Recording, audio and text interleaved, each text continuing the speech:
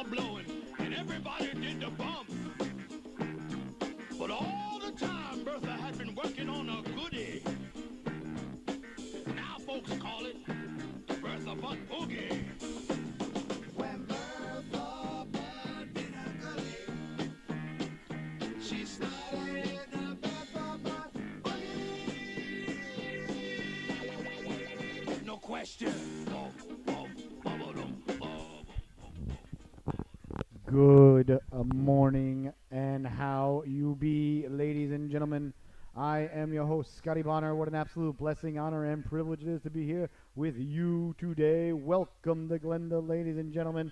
Oh my goodness, do we have a show for you to have stories to tell about the late start that we got going on here. Whew. Boy, oh boy, was I a hot mess today, a hot mess. But you know, you don't mind that. I don't think you mind that. You shouldn't mind that. I hope you don't mind that. If you mind that, well, you know, you're gonna have to get over it. I'm gonna have to get over it. We're going to have to get over this. So I just want to welcome everybody to Glenda. Just want to make sure we got the old phone on the old silencer there. I am your host, Scotty Bonner. As you know, if you're a fan of the show. And I want to thank you, because I know that you are, and I want to welcome the millions and millions of fans tuning in around this great Frisbee week, all Earth. And of course, I want to welcome the 7 cosmonauts, astronauts, and whatever nauts circling the International Space Station that the United States pays for. Huge fans of the show. They really always appreciate the shout-outs. They tell me, especially Igor Larionov and Konstantinov up there. They really do appreciate all that we do. So, as you know, on Glenda, we always like to start our day, our morning, your day, together. And what we do is we give each other the old Glenda love memorial block, salute. Welcome to Glenda, Moose salute. That's what I was trying to get out, but I had my mind was thinking that I need to lower the camera because you can't see the sweater. So let's do that first. Let's lower the camera a tad, because I want you to be able to see this sweater. I want you to be able to see all the sweaters that I am fortunate enough to have. No, excuse me, not fortunate enough to have. Blessed enough to have. Worked hard to have. And then we'll get right to our moose salute, and we'll get underway. So just give me one moment, ladies and gentlemen. I just got to adjust myself accordingly.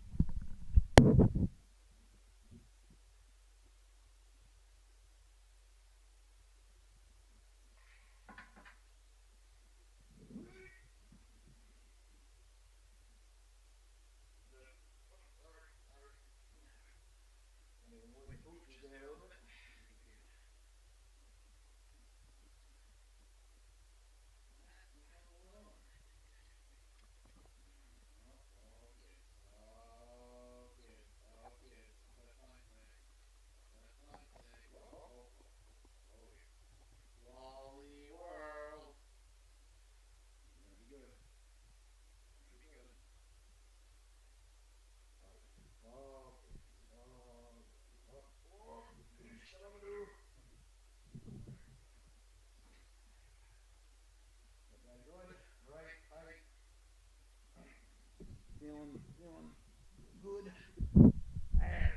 There we go. I like it a little tighter, but you know what? We're not going to get up again, that's for sure. That was a lot of effort. I don't know if you guys have ever had to walk the minefield of 2 old dogs that I just had to do without trying to step on them, and then they look at you, like, even when you're like he's looking at me right now like, Daddy, you almost stepped on me, Daddy. You came a little closer, then now I'm petting him, so the other one's looking at me like, hey, why are you petting him, Daddy, when you could be petting me? Not the thing to do, Daddy. Not the thing to do. Oh, good. That's what I like to see. So anyway, what we do is here on Glenda, we give each other the morning moose salute, and it's a simple, yet beautiful, yet orchestrated, yet when done correct, no can defend salute. I'd say.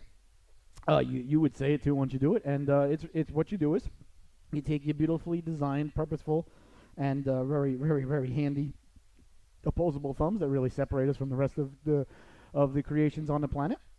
One of the things that do that in the old self-consciousness, which is one of the reasons we're here. So anyway, and I mean here by the show. So you take your beautifully designed opposable thumbs right here, and they're good for picking things up, like I say, saying this or that, whatever you want to do. Or if you're shot into space like Space Lady, you go, hey, and you float back to the ship and ruin 40 years of film in about 30 seconds. But I digress. Still like the movie, still like Star Wars, just Space Leia. I'm going to pretend that it didn't happen. I'm going to pretend that she got blown into the wall and then and passed out, and then made a comeback. I'm gonna pretend that she didn't get shot into space because I need to sometimes like you got to form your own separate reality to protect yourself from things. Not making light of people that have to do that and form separate personalities and things of that nature. But yeah, I got to do that for that scene. So anyway, what we do is we take our beautifully designed, purposeful opposable thumbs.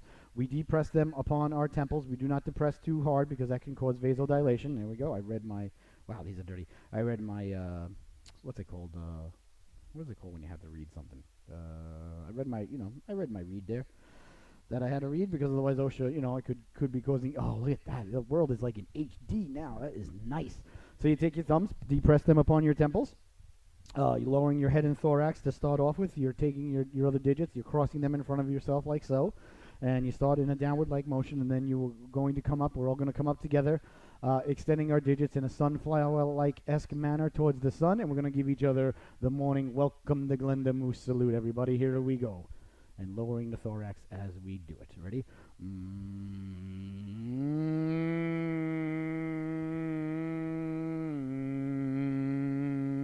And there it is, ladies and gentlemen.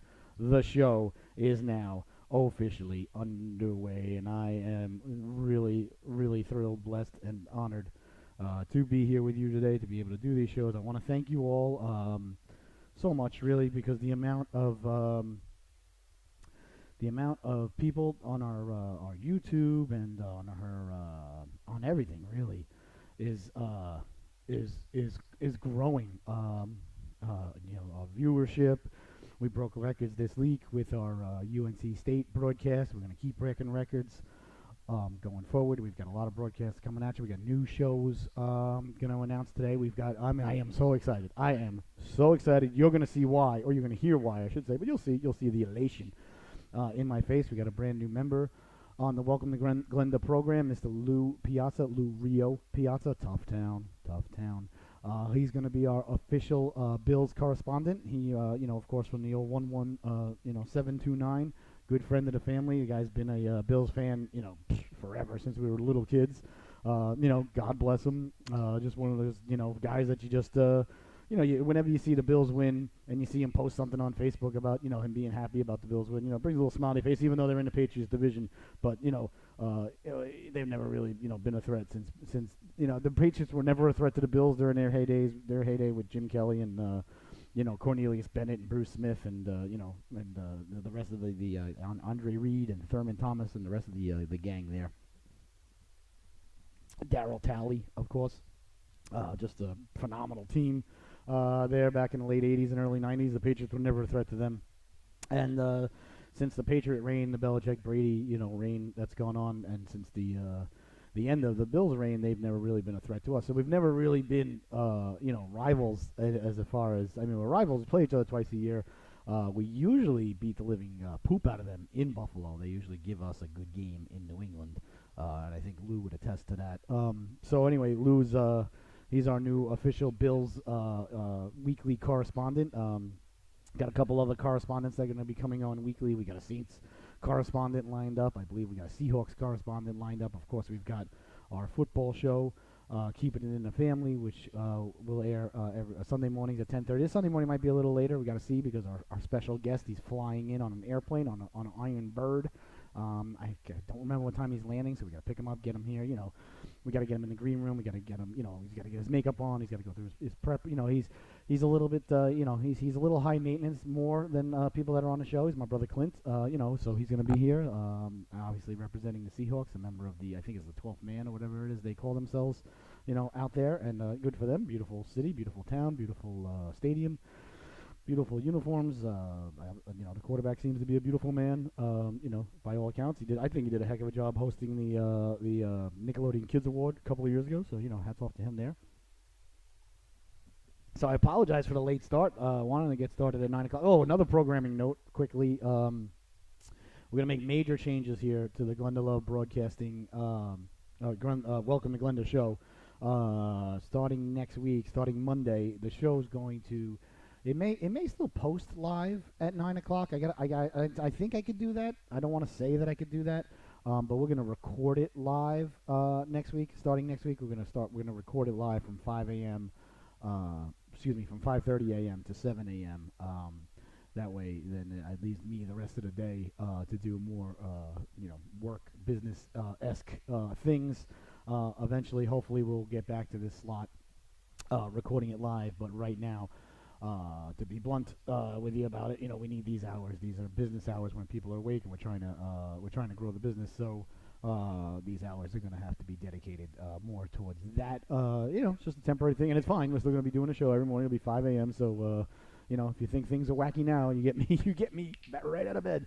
I'll have everything set up, and I'll just have to press play and. Because the Michelle, she leaves for work at 5 a.m. So as soon as she gets out the door, bam, we're live on the air. So it'll be 5:30 to 7. But you can watch it anytime on our YouTube channel, and the show will be relatively the same. And if you got anything you want to tweet at us, any questions, it's at Glenda Love BC. The G, the L, the B, and the C are capitalized. This is the Welcome to Glenda Daily Morning Sports and Entertainment Talk Show. I am your host, Scotty Bonner. Just an absolute blessing. Oh my God, I forgot to do that. Oh my God, where's the other copy? That's not good. I'm missing something very important. Oh boy, I'm going to be in big trouble with the entire family if I don't find that. Oh, that's another story. Oh dear. Here it is. Oh wow, thank God. Okay, we're going to put that. Keep it safe. Sorry, ladies and gentlemen, something personal. I promised my son I'd mail something for him to the president, so didn't want to lose it. And there was 2 copies of it there. That's another story for another time. That's another show that's going to be launching eventually too, but that's going to be on a different network because people don't like to mix their, they're salty and they're sweet. Let's just say that. So we're gonna start. Recording starting next week, 5:30 to 7. We'll be recording. But like I said, it may not launch, quote unquote, on YouTube until 9 o'clock in the morning. But it won't be live. I want to be honest. I want to be recording the show. You think it's live, like Hannity and O'Reilly used to do. And you know what? You want to know what got Megyn Kelly bounced off of Fox? And I know she's having a little trouble these days with the Today Show. Apparently, she made what is deemed as an inappropriate joke. I don't even know what she said. I'm not going there. I have no idea. I'm sure it was, stupid of her to say. You know what you can and can't say. When you get to that level and you're an attorney, you've made this much money in the business, you've been in it that long. So I read that as I'm tired of doing this crap. I don't like the show. I don't like these people. I want to be fired. Don't ever think anything. These people are not stupid at all. You don't get to that level of media prowess and have the amount of viewership that you do and fans that you do, and she's smart and she's an attorney and and then you say something stupid and then you're like, oh sorry, I didn't mean to say it. Nah, bull crap. You were tired of what you're doing, you didn't want to do it anymore, and you wanted to get fired. Scotty's not stupid. So anyway, and neither are you. So don't think that we're that stupid. Just quit then. Just be like, listen, I don't want to do it anymore. It sucks. I don't want to do it. You shouldn't do what you don't want to do. Just be like, I don't want to do it anymore. I'm going to do a show from my bedroom from now on. I recommend it. It's built character. It did in my case. So going on and going forward and keeping on with that. So we're going to record. We're going to start recording 5:30 to 7 every morning starting Monday. It's still going to be on weekdays. And like I said, I'll see if I can get it to launch. I think you can launch it at a future time. Record it. I don't know. That might be way beyond. I'm sure somebody can do it. I'm not promising I'll be doing that come by Monday because the itinerary this weekend is off the chizzy. But that's good. That's good. So very excited. So this morning, apologize. Well, you know what? Thank you. I mean to say for your patience for me starting late. It was torrential downpours here. So I didn't want to let Junior walk out to the old bus stop, and then I was going to drive him to the bus, and then it just fell apart from there. I wasn't going to drive him to school. I was going to drive him to the bus stop, and wait. Normally I'd be like, suck it up, it's raining, but it was really bad, and so I was going to take him, and then normally he goes, and then she gets the bus about a half hour, 40 minutes later than him, yada yada yada. So he missed the bus, and then that threw us into I have to take the little one with us to drop him off, then I got to drop her off. Then I was like, all right, cool, I'll get gas while I'm here. I need gas. Then I was like, oh, I got something, an errand, and I'm supposed to run later. Let me bang it out now because I'm close to where it is. It's nearby the school. Then I can still make it back by 9:30. Everything will be fine. Went to run the errand. There was a slight delay in the what I had to do. So I didn't put that into my equation for the time. So I got back here at about I guess we started about 9:45. So once again, thank you for your patience. But we're here. So we're going to be going from 9:45, I guess, 11:15ish or somewhere around that ilk, and then we've got a bunch of stuff to do today. So anyway, had a fantastic night with the old with the fam last night. Again, ladies and gentlemen, I'm not kidding. write down my locks of the day and take the complete opposite. You'd make so much money. Again, I pooped the bed again 4 nights in a row. My 4th lock in a row. Lock it up, write it down, no doubt. I took the Dolphins. Thanks a lot, cuz Dolphins suck, dude. I was sitting here convincing myself maybe they don't suck. Maybe maybe the Dolphin shouldn't have a helmet. Maybe Peter should relax and stop yelling, about the safety of the Dolphin. And I wanted the helmet back on the Dolphin then. And I'm safety second, but there's no reason to have a mammal out there, with everything that's going on with concussions out there without a helmet. You took the helmet off your Dolphin and you fixed the uniforms. The numbers look great. I like them in the white and whites, like the little merino. They got away from the 3D numbers of the late 90s, and then they went, to that ugly green and that dark blue and that stupid yellowish orange for a couple of years. They fixed all that. Uniforms look great. The logo's fixed. The colors on the logo, there's no third, fourth color, I should say, because there's white, there's coral, and there's teal. Looks beautiful. The Dolphins get up. Let's be honest, ladies and gentlemen. The teal, the orange, and the white, the Dolphin, and the numbers and the way everything, the Dolphins get up is as good as it gets. Even they still have the back. The sun is the same in the logo. They still haven't gotten back to the original Dolphin. They got to get the original Dolphin back. Jumping, in the crescent like shape that he's in or she.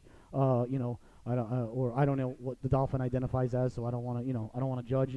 There's some fans in New York, and I know, you could pick whatever you want and change it on your birth certificate nowadays. So good luck with that. Let me know how that turns out. Complete and utter idiocy. But I don't want to, offend anybody on this show. I have another show coming that's basically designed to offend people more.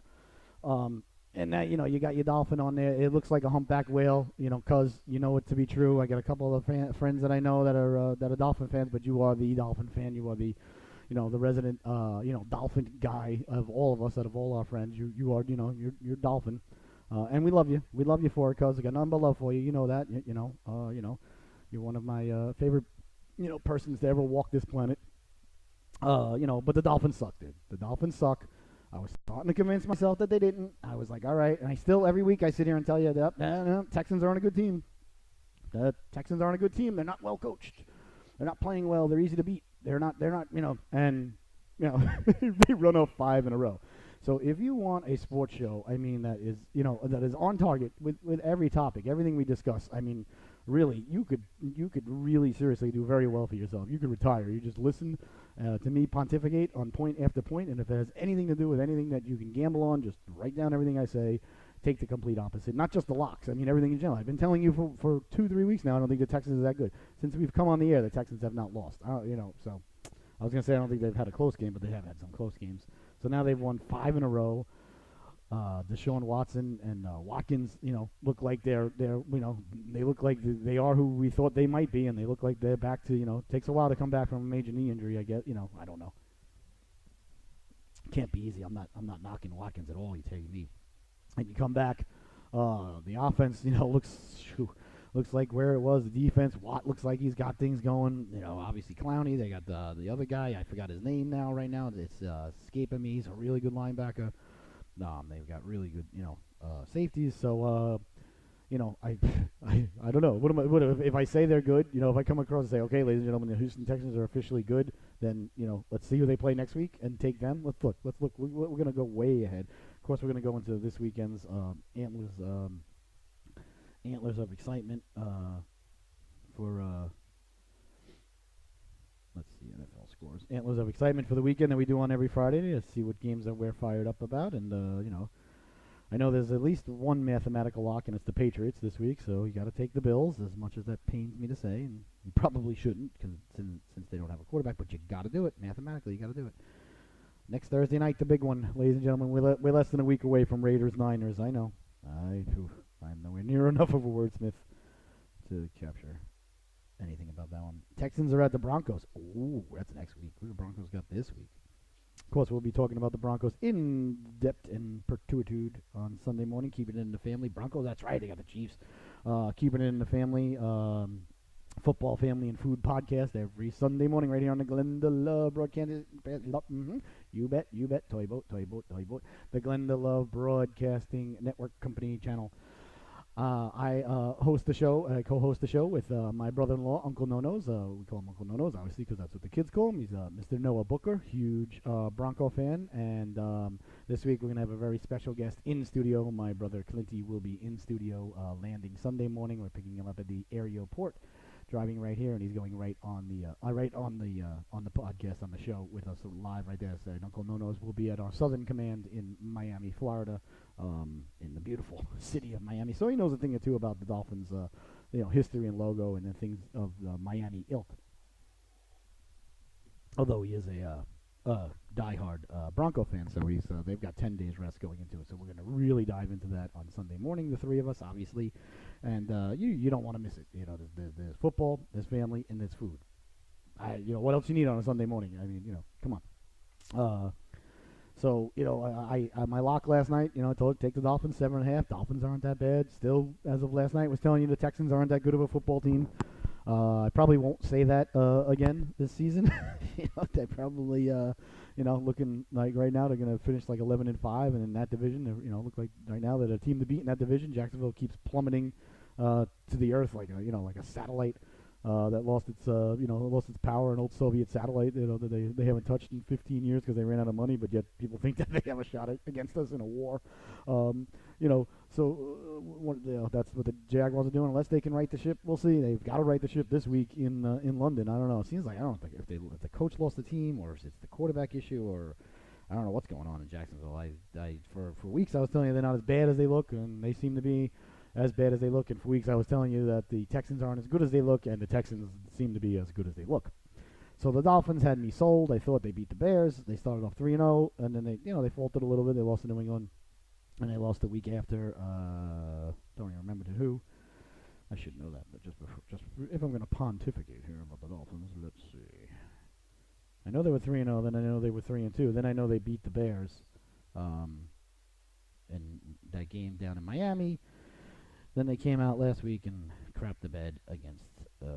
They lost. Okay, so they lost to the Bengals in Cincinnati. Oh, that was the game they were winning in Cincinnati. Blew them out in the fourth quarter. But then they came back. Okay, so they lost that game. So they lost 2 in a row. They lost at New England. Okay.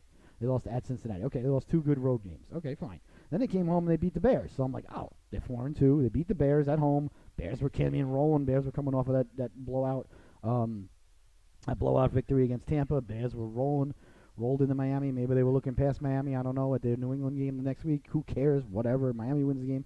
Then you're home against Detroit. Detroit's not a really good road team. Detroit's pretty decent at home. And you come out and you crap the bed at home against the Lions.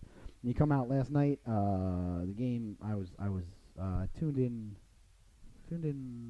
I think I don't know. The score was Dolphins were winning 7-0 when I tuned in. I think, and I was back and forth with it, and I fell asleep.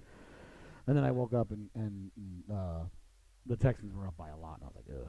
And I kind of saw that coming. It was like the game was drifting that way. The Texans had that sack ruled incomplete where Osweiler threw it backwards. It was actually the right call, judging by what Steratore was saying on the air. I love when they have, like, I hate instant replay and I hate going over it, but I really love when they have Gene Steratore on to discuss what the guys are going to be talking about. And when he said if the arm is moving forward and the trajectory of the ball is changed by the impact of the defender, even if it goes backwards, it's still an incomplete pass. I was like, okay, well, I'm trusting that, that Steratore knows, what he's talking about here. That's what he's hired to do. He comes on, for 2-3 minutes, a game. So I'm assuming, okay, that his information is legit and taken that as gospel. And then you look at the hit, and his arm was coming, got hit, and then he got turned, and then it went that way. So he actually threw the ball backwards, and the guy ran it in for a touchdown. They overturned it. I'm like, okay, like wacky things are happening. Maybe this will be one of those games of Dolphins hang on, backdoor cover, getting 7.5. Yeah, no. So it didn't happen. So the Dolphins are, they need a helmet. They need a helmet. You could tell that their mammal's afraid to play. He's not playing the way he used to play, and they're back to where are they now? 4-4, 4-3. What? After that one, they're 4-4. Okay, so Jets are at Chicago this week, and New England's at the Bills. So if New England can win the game in Buffalo, which, not being a jerk here to our Buffalo Bills correspondent Lou Piazza, I'm pretty confident they will. And hopefully Chicago can take care of business. That'll be 2 weeks in a row that New England will win a game and the whole rest of the division will lose, and things will be back to the way they should be. And then New England will be, I think, 3 games up on everybody. 2.5 at least on Miami, and then 3 games up at least 3 games up on the rest of the division. So which is good, but it's all about home field advantage for the Patriots. They've got to get the Chiefs in Foxborough. If they have to go to Arrowhead, then it's I'd say it's 40-60 at best that they come out of Arrowhead with a win. If they get the Chiefs up at Foxborough, I say it's 70-30 that the Patriots come out ahead. So it's that much of a big deal. The weather. Of course, it could be very, very cold in Kansas City as well, which would be to New England's advantage. A blizzard would be to New England's advantage against Kansas City.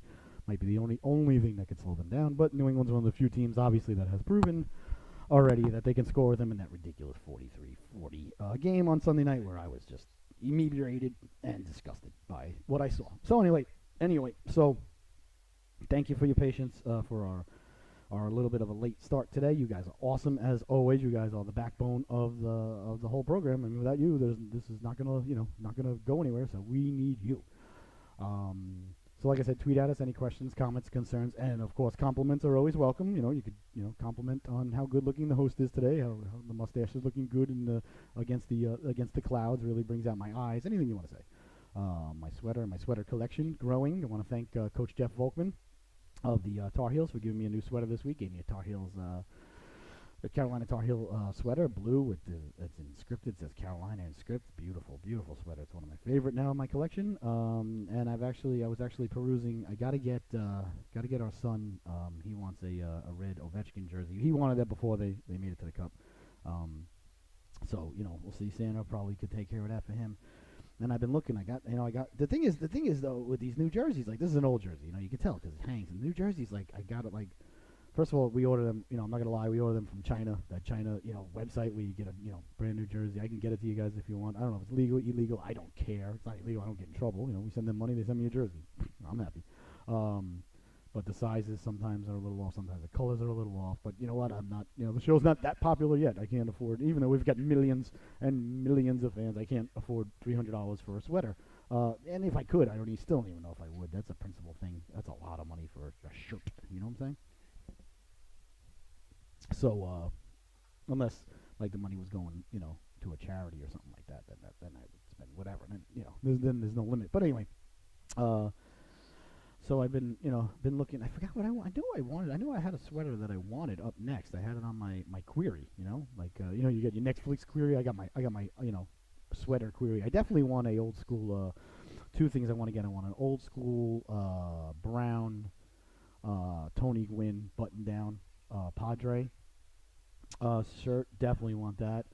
I've been in communication with Mr. Sam Banashevitz of the NC State Wolfpack, seeing if perhaps there's an old jersey laying around the locker room, double XL, that he can, nobody's using. Could come my way. I would certainly be happy to rock that. And I definitely want the old wacky, sometimes they still wear them nowadays, the old wacky Astros jersey with the lines and Astros and Nolan Ryan. Definitely want one of those, but I don't know if those were button-down. I like button-down baseball jerseys because I like to wear a baseball jersey sometimes with a T-shirt and open. I love baseball jerseys. Baseball jerseys are my second favorite sweaters, but I only like the button-down ones. The other ones, the pullovers, they're a little snug. You really, really could have taken a large on this, and these days you need a double XL. But that's another story for another time. So finally, ladies and gentlemen, and thank you again for more of your patience. Finally, last night, we got to watch The Flash, Episode 3 of the new season. And oh my God. And ladies and gentlemen, if you're a fan of the show, if you're, welcome to Glenda. I don't do spoilers. I hate spoilers. I hate people who do spoilers. I know I did do a little bit of a spoiler with my rant the other day about Creed, but the movie's 3 years old, so I really didn't feel bad. And Creed 2 is about to come out, so I didn't feel too bad about that, but I had to go into what was, causing my stew, to boil about it, and, the quagmire that Stallone, had caused for me. But, we together, we came to, I think we came to a good conclusion. We came to a good place, and I'll tell you, ever since we talked about it, ever since you and I sat down and talked about it, I have felt so much better about everything. Still not happy with the direction that they chose to go with Apollo Creed's character. But as you know, if you're a fan of the show, and I want to thank you, as you know, I will be going to see Creed 2, because I'm just giving you a quick synopsis here for those of you who didn't catch that episode. There's too much goodness, Sylvester Stallone as Rocky, Ivan Drago and Stallone wrote the screenplay for this one. The other one, the bad part is I didn't like what they did to Apollo's character. I didn't like that Apollo was an absentee father. I went into the whole thing for 40 minutes. You can go back and watch. I'm not going to rehash all that. And the first one was not written or directed by Sylvester Stallone. He was just acting in it as Rocky. So this one we've got Stallone as Rocky, Dolph Lundgren as Ivan Drago, and Stallone wrote the screenplay. There's too much, too heavy. So I'll be there. So anyway, I felt so much better since we had that conversation. So as you know, point being, there are never spoilers on Welcome to Glenda. But I just want to say that so far, and if you know, if you're a fan of the show, I have said the truth is that last year was the first full season that I watched The Flash from start to finish. I started getting into it the season before, so 2 seasons ago, about halfway. My kids were always really into it.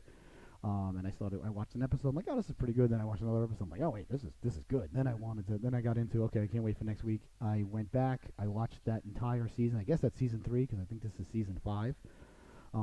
After it was over, to see what things that I was what was going on there. Watched the entire season of season 3. Last year, watched the entire season of Flash, from start to finish, like I am now as it came out. So this season is my second full season, and I'm on board, as the episodes are coming out, which I don't do for a lot of shows. Not that I'm like a show snob or anything. I don't have the attention span. Most shows they don't hold my interest at all. And the Flash is, and so. As you know, I'm a huge fan of the show. Huge fan. Love The Flash. I love The Flash. A lot of, one of the main reasons I love The Flash is because my entire family loves The Flash. Both my kids love it. My wife loves it. It's light. It's funny. It's got humor. It's got, it's got some serious play. When it tries to be serious, it's serious cheesy, and it knows it, and it does it for a little while, and then it'll realize and capture itself and stop. And they do it on purpose. Great characters, great acting. It's got a kind of a low budget-ish type of special effects, but they're fine. They're good enough. Sometimes it looks like you're watching a movie on sci-fi, but it's cool. I'm cool with it. I know it's not a $300 $300 million Infinity Wars film. You know what I mean? Like, it is what it is. It's a show. They got to put it on every week. And they don't really go over the top with the special effects normally anyway. Of course, they got to do some. I mean, he's a superhero. But they do, they balance it really well. The characters are fantastic. The casting is fantastic all throughout The Flash. I don't think there's one character in The Flash that I could think of off the top of my head that I'm like, I don't like who they casted at that. Sometimes some of the villains that come in and out, I'm like, that person wasn't great or this and that. But for the main people who are in the show, week after week, Barry Allen, The Flash, Iris, Joe, even Joe's, new wife, Ralphie, Cisco, and there's one guy, I don't even know his name as an actor.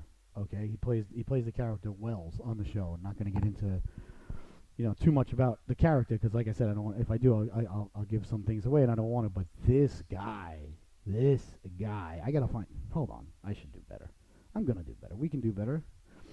I'm gonna, here we go. I'm calling on the Googler. You're gonna want to go to the Googler. He's one of my biggest superheroes. Okay, we're gonna go to the Flash. I don't know his name. I don't even know if he's been there since season 1. Let's go. IMDb, whatever the heck it is. I go to like I said, I go to this website every single day. There's not one day that goes by I don't go to this website. And where is it? Come on. Really starting to. I probably passed it. I bet you I passed it. What happened here? Was it There we go. IMDb. I am a dirtbag. I won't forget it now. The Flash. Come on. Hurry up. The fans want to know. There he is. Going really fast. All right. 2014 it started. So, yeah, this is 14, 15, 16, 17. Yep, this is season 5. I knew that.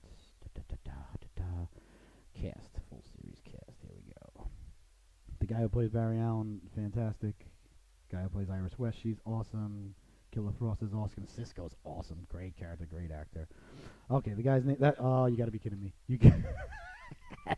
No idea. I swear. I know there's gonna be people out there. I know I'm gonna have friends out there who are watching this, and they're gonna be like, "Yeah, right. I did not know the guy's name was Tom Cavanaugh." I'm not gonna say nothing, but wow, that's amazing. So this guy, Mr. Cavanaugh, I don't know if he's relation to Brett. This guy, this actor. Let me see what else he's been in. Yeah, he's been in 115 episodes, so that means he's been in every episode because Barry Allen, the guy who plays Barry Allen, has been in 115. So I imagine that he's been in everyone. Yeah, he's been 115. Iris has been 115. Caitlin Snow's 115. Cisco's 115. This guy's 115. Joe's 115. Then it starts to go down from there. Little the guy who plays Ralph is fantastic too. He's been relatively new. He came in, I think the end of 2 years ago, and then he was in every episode last year, and he's been in every episode this year. He's fantastic. Really good actor. But this guy, I'm telling you, ladies and gentlemen, this guy, Tom Cavanaugh, swear to God, didn't know. Just want to see what else he's been in. If he's been in any movies. I mean, this guy is just a ridiculously good actor, and he has such a wide range. He's been in all the shows that are on there, right? Sidekick, Van Helsing, the TV series. Really hasn't been in much outside of The Flash. Oh, Blue Bloods. He was in one episode. Just a bunch of TV shows. He hasn't even been. Wow, this guy hasn't been in any Hollywood movies. I'll tell you what, ladies and gentlemen, I would cast this guy in a variety of roles. Looks like he's got a movie coming up now, though, which makes sense. Offer and Compromise. In the tone of Little Miss Sunshine and The Descendants, Offer and Compromise is a story about the durability of marriage and family. Come on, really? You're a fantastic actor. You're making your way now. You're finally getting, your first, taste of Hollywood here movie, and you pick this one. Come on. You're better than that. I know maybe, you want to do serious stuff, but I should definitely be this guy's agent. Let me tell you that. Let me tell you something right now. So anyway, this guy Kavanaugh, he plays H.G. Wells, and like I said, not going to get into too much about his character because that would give some things away from the storyline. But man, oh man, he is my favorite actor on the show, and he is quickly becoming one of my favorite actors in general. I mean, I love Tom Hardy. I love, I don't know what he's been doing since. I don't know if any of you guys remember iCarly. Anybody remember iCarly out there? The show, it was a kid's show, kind of tweener show. My kids watched it. I don't know if it was Nickelodeon or Disney or whatever, one of those shows. It was a good show. It was about iCarly. She had her own show, and she had her buddy she did the show with, but she had an older brother, and the older brother's name was Spencer, but they called him Spence. And the kid who he was a kid at the time. It started in 2007, so Jerry Trainer is his name, I believe. I just saw it pop up. I didn't know. Yeah, Jerry Trainer. Let's see what he's been up to. He is absolutely. He's another one that is absolutely beyond hysterical. He's such a great actor, and I've always felt, and I've said this a million times. Let's see. He hasn't been doing much. That's stupid. He's such a good actor. Like these guys that are great actors, like they don't get enough. Okay, yeah, you did a Disney or an iCarly show. So what, man? Nothing wrong with that. You did a great job at it. That's all that matters. This guy should be a Hollywood star too. This guy is just funny. He just gets comedy. His timing, his body language. I've said this 1,000 times, and I'll say it 1,001, and I'll tell you all right now. The guy, go back and watch a couple of iCarly episodes, or if you're a fan and you had little kids, you remember the show that I'm talking about. If you've never seen iCarly, go back and check it out. The guy who plays the older brother, Spence, the guy Jerry Trainer. I'm telling you, ladies and gentlemen, go back and watch him and tell me if I'm wrong. I defy you to tell me if I'm wrong. You'll watch a couple episodes, you'll be like, oh wow, Scotty, you know what? I mean, unlike your locks of the night, this one you nailed it. This guy, I'm telling you. And they probably won't ever do it because it's politically incorrect. So, I'll do it when I become, a film writer, and get my son. He wants to be a filmmaker, so he could direct it, and I'll write it. And by the time that happens, it won't be for another 10 years. He'll be 18 in 6 years, so he can get the gig. So anyway, let's see. How old is he? How old is this trainer cat? Hold. You're gonna want to go to. Let's see. Jerry Trainer. He was a kid, not a kid, but he was late teenager, early 20s in the show back then, which started 2007. Oh, he's older than I thought. Wow. No way. He's born in 77? I thought he was at least 10, 15 years younger than me. I mean, iCarly was on 2007, so in 2007, so he was 30 when iCarly started? Wow, good for him. I mean, he was, one of those, Michael J. Fox was 30 or 31 years old when they made Back to the Future, and he was, in his 30s when they were filming,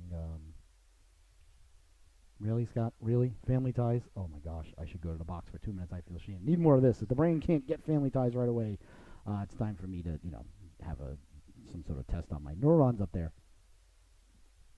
So anyway, my point is this guy Trainer, the actor from iCarly, Spence, if they ever remade it or I remake it, he should definitely be Jack Tripper. He would be a phenomenal Jack Tripper in a remake of Three's Company. I'm not a big fan of remaking old shows, but it was quite popular for a while. Although, like I said, they probably will never ever do Three's Company because they can't laugh at themselves, and they can't have a quote unquote guy who's gay living with two chicks and the landlord being quote unquote homophobic, doesn't want him coming close to him because he's gay.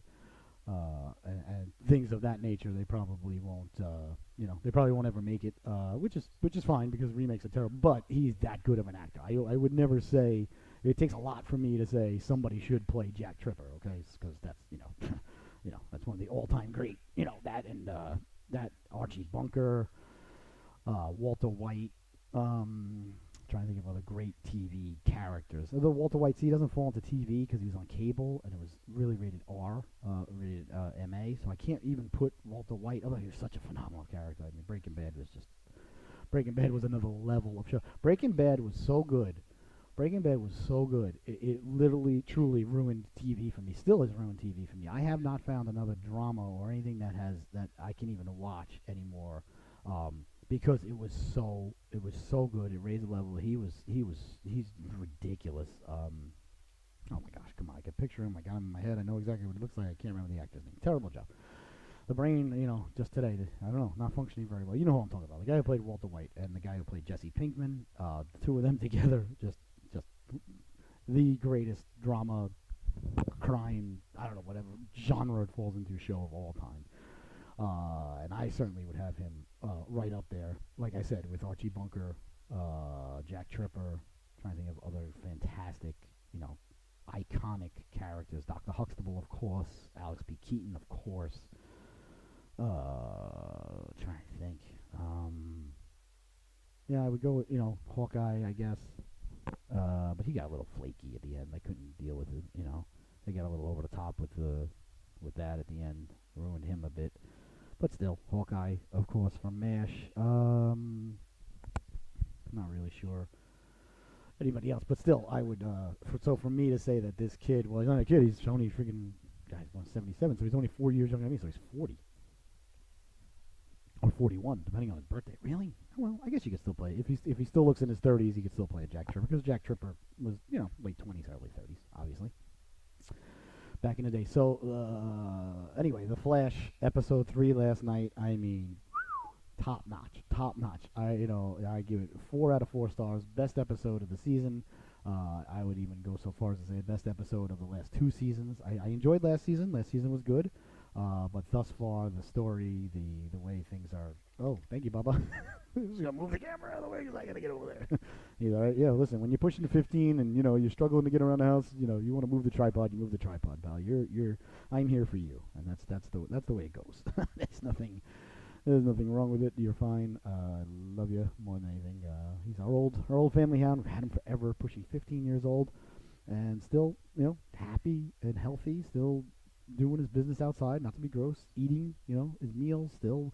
You walk through a door, wagging his tail. He just just the legs are failing him a little bit. He has a little trouble getting around nowadays, and that's it. But besides that, and still barks when people come to the door. Still barks when there's a deer in the backyard. That's always fun. When there's a deer in the backyard, the two of them just go. Well, she runs in the closet and barks. This one, she's useless. I mean, I love her, but she's half beagle, half shepherd. She's about 12, and she's been chubby since when she was a puppy. when we first got her, we had her for like a month, and we got her for him. We got him, he was a baby. We got him, he was like this big. We got him, he was like, I remember, took him to the vet. We got him March 15th, 2004.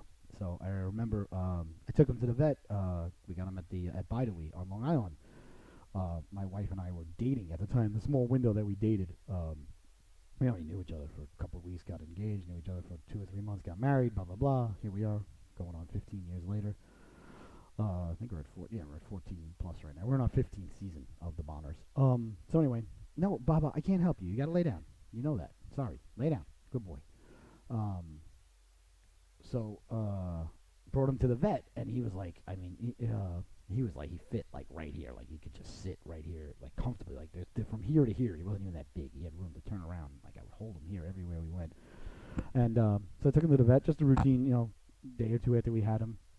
And the vet looks at me and he's like, and Michelle, she was with us, and he's like, he's eating, right, and peeing and pooping, right? And we were like, yeah, why? And he looked at us and he's like, this dog is not 6 weeks old. This dog should not be away from its mother yet. You're lucky if this dog is a month old. We were like, we didn't know. We got him at Bidewee. They said, you can adopt the puppy.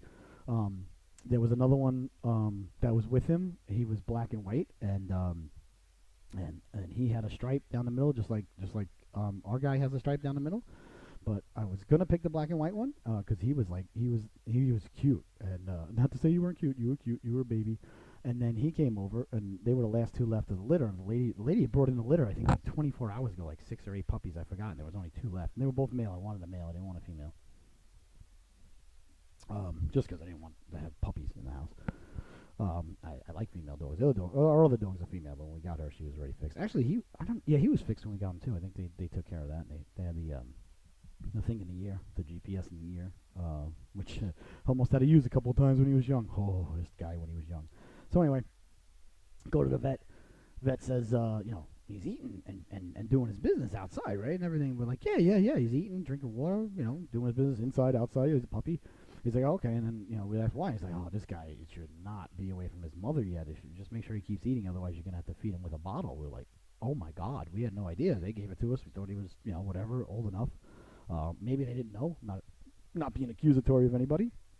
Obviously, the person who dropped him off knew when they were born, but whatever. He was fine.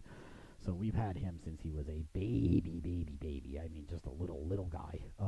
And then we had Luke. We got married. We had Luke. First issue being the good. Actually, he has really come around. When he was younger, he's a lot like Baba. When they were young, Baba, we call him Baba, Lord Stanley, and Luke. When they were young, they were handfuls, and now they're coming around.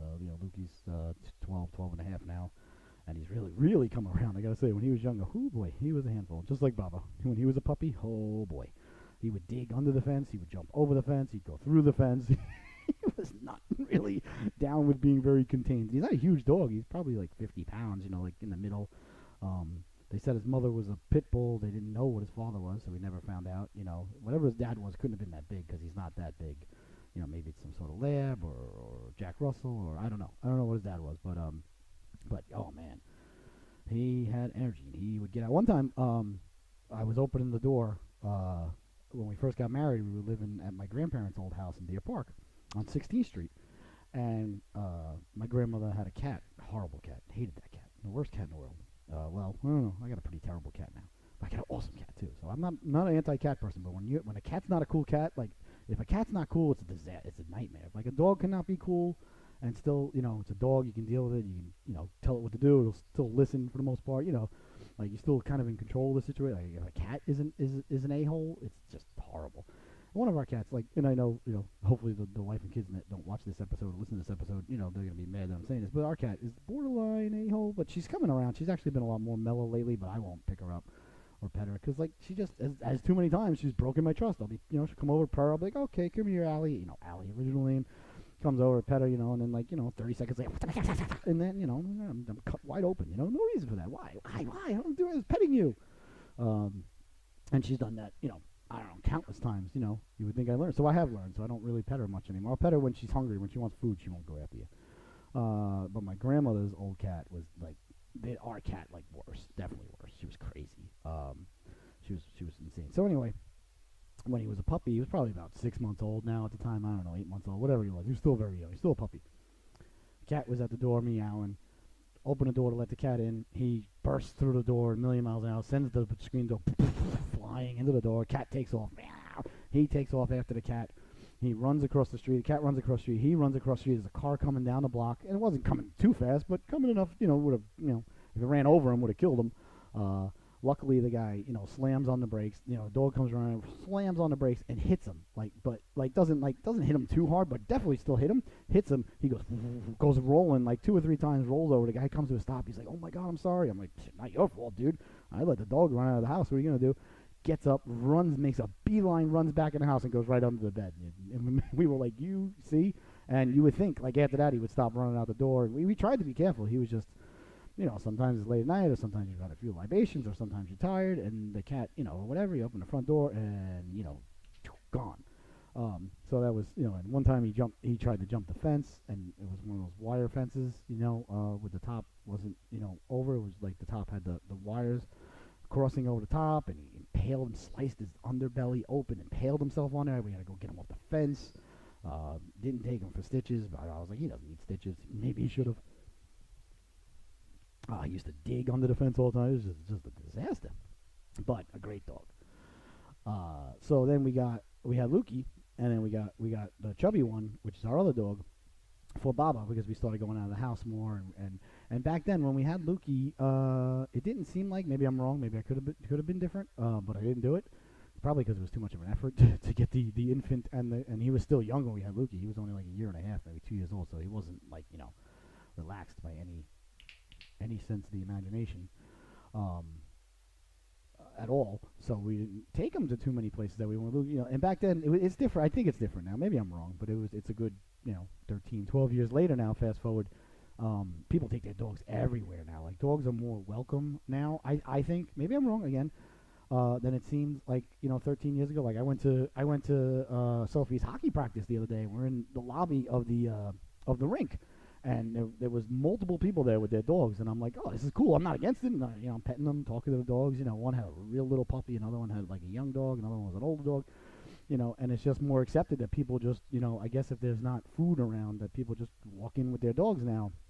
And it's more of a, or maybe because I moved, but I don't think New York's anti-dog at all. More of a dog-friendly society. Maybe it was, and I just didn't notice. But it seems to be that there's more dogs. People take their dogs in more places. So that being said, we felt bad because he was home alone more often. So we went and we're like, all right, well, why don't we get him another dog, right? So, which is a lot. I honestly, I love Chubby. Chubby's an awesome dog. She's beautiful, great dog, great heart, great with the kids, just an awesome dog.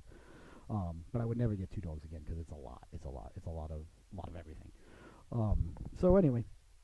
So we get her, and we got her. She was a rescue dog. She was 1 day away from being, put to sleep.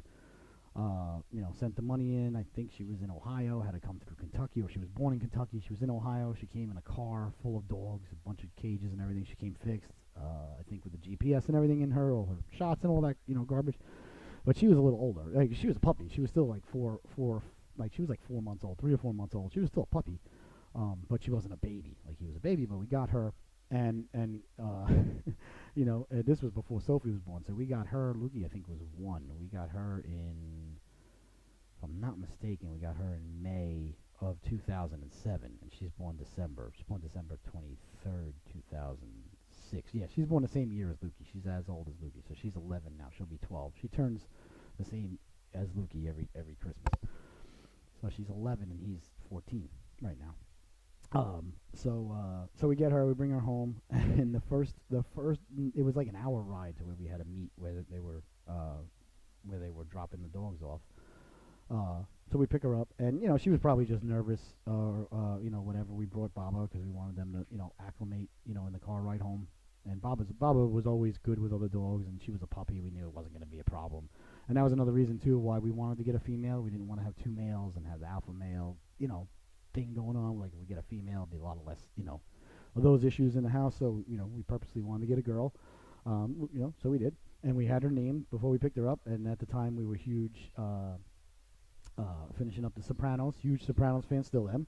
But The Sopranos were had just finished up, and the big movie at the time that my wife and I loved, still love, was I'm going to say vote for Pedro. It's not vote for Pedro. It's a Napoleon Dynamite. So we named her Carmela LaFonda, named after Carmela Soprano and LaFonda, Skip, Kip's wife.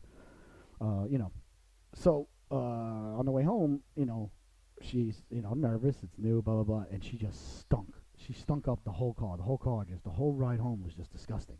She just farted the whole way home. Probably nervous gas.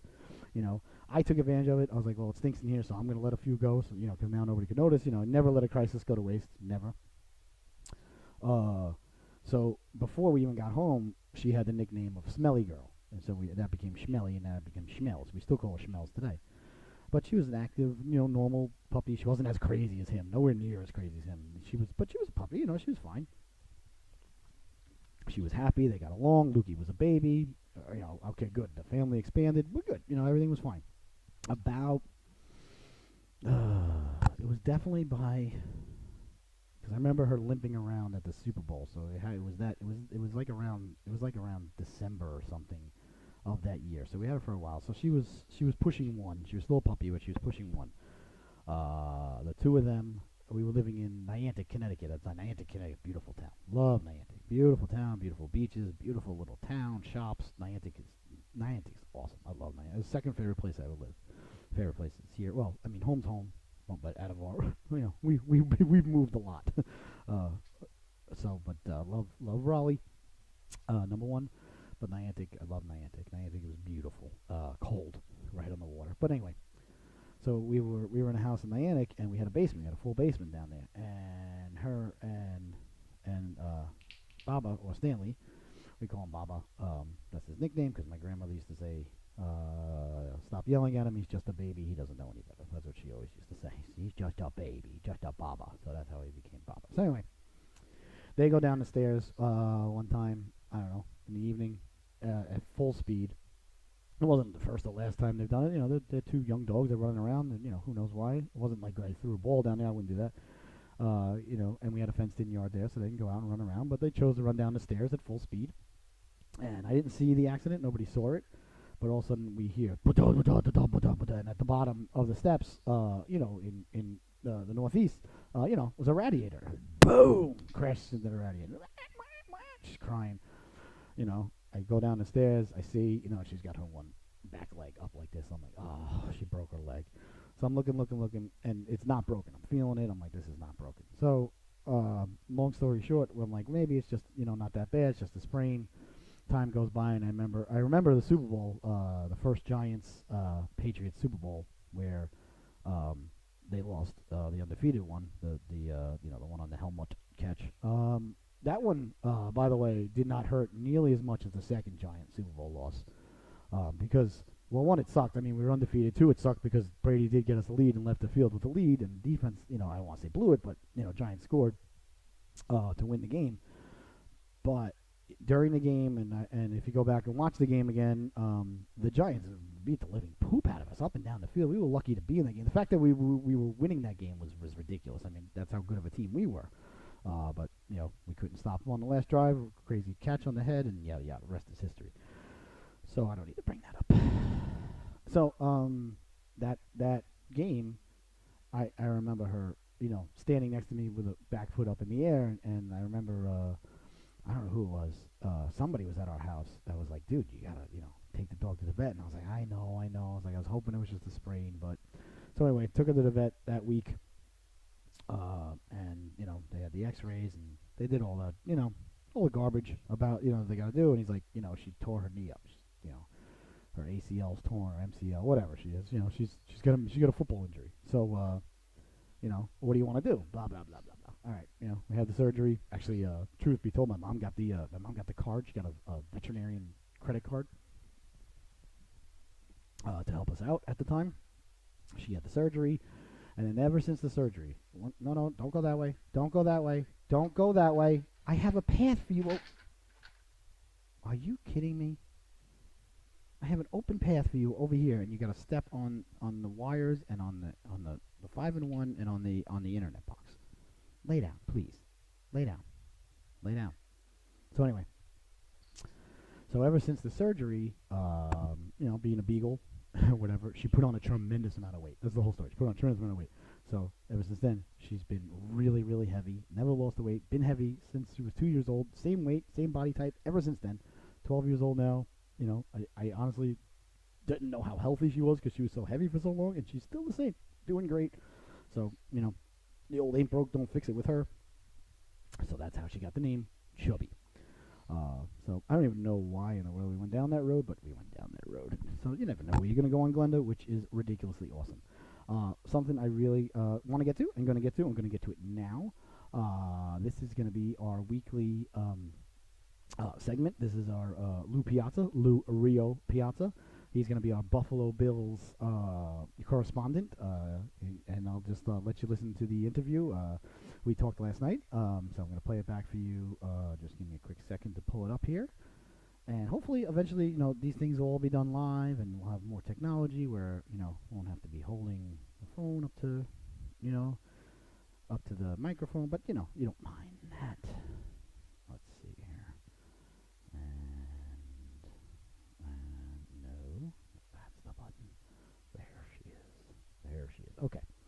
So this is Lou Piazza. He is like I said, our reigning Buffalo Bills correspondent, and this was our discussion that we had last night. So you can follow him. He's on Twitter, and he's on Facebook, and he's an official member of the Welcome to Glenda crew. He's an old friend of the family, so he knows a lot about Glenda. And he, you want to talk about, if you want to get one Bills fan in this world that's a Bills fan, he's definitely the man to do it. So he's does a fantastic job. And we're going to try and get inputs from different people on different teams to just I like to talk to the fans. I don't want to talk to the strategists. I don't want to talk to the broadcasters. I don't want to talk to the smart people.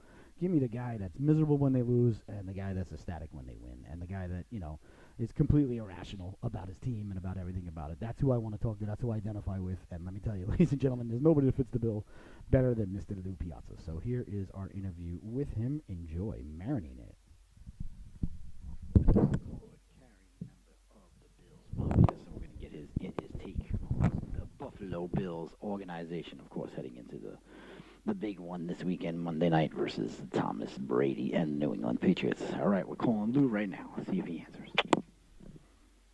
Hello? Yes, hello. I was wondering if we could speak with a member of the Bills Mafia, please. Is he available? That would be me. I'm a huge member of the Mafia, actually. Excellent. Now, are you like a foot soldier? Are you high up? Are you a button man? Where do you stand in the Bills Mafia?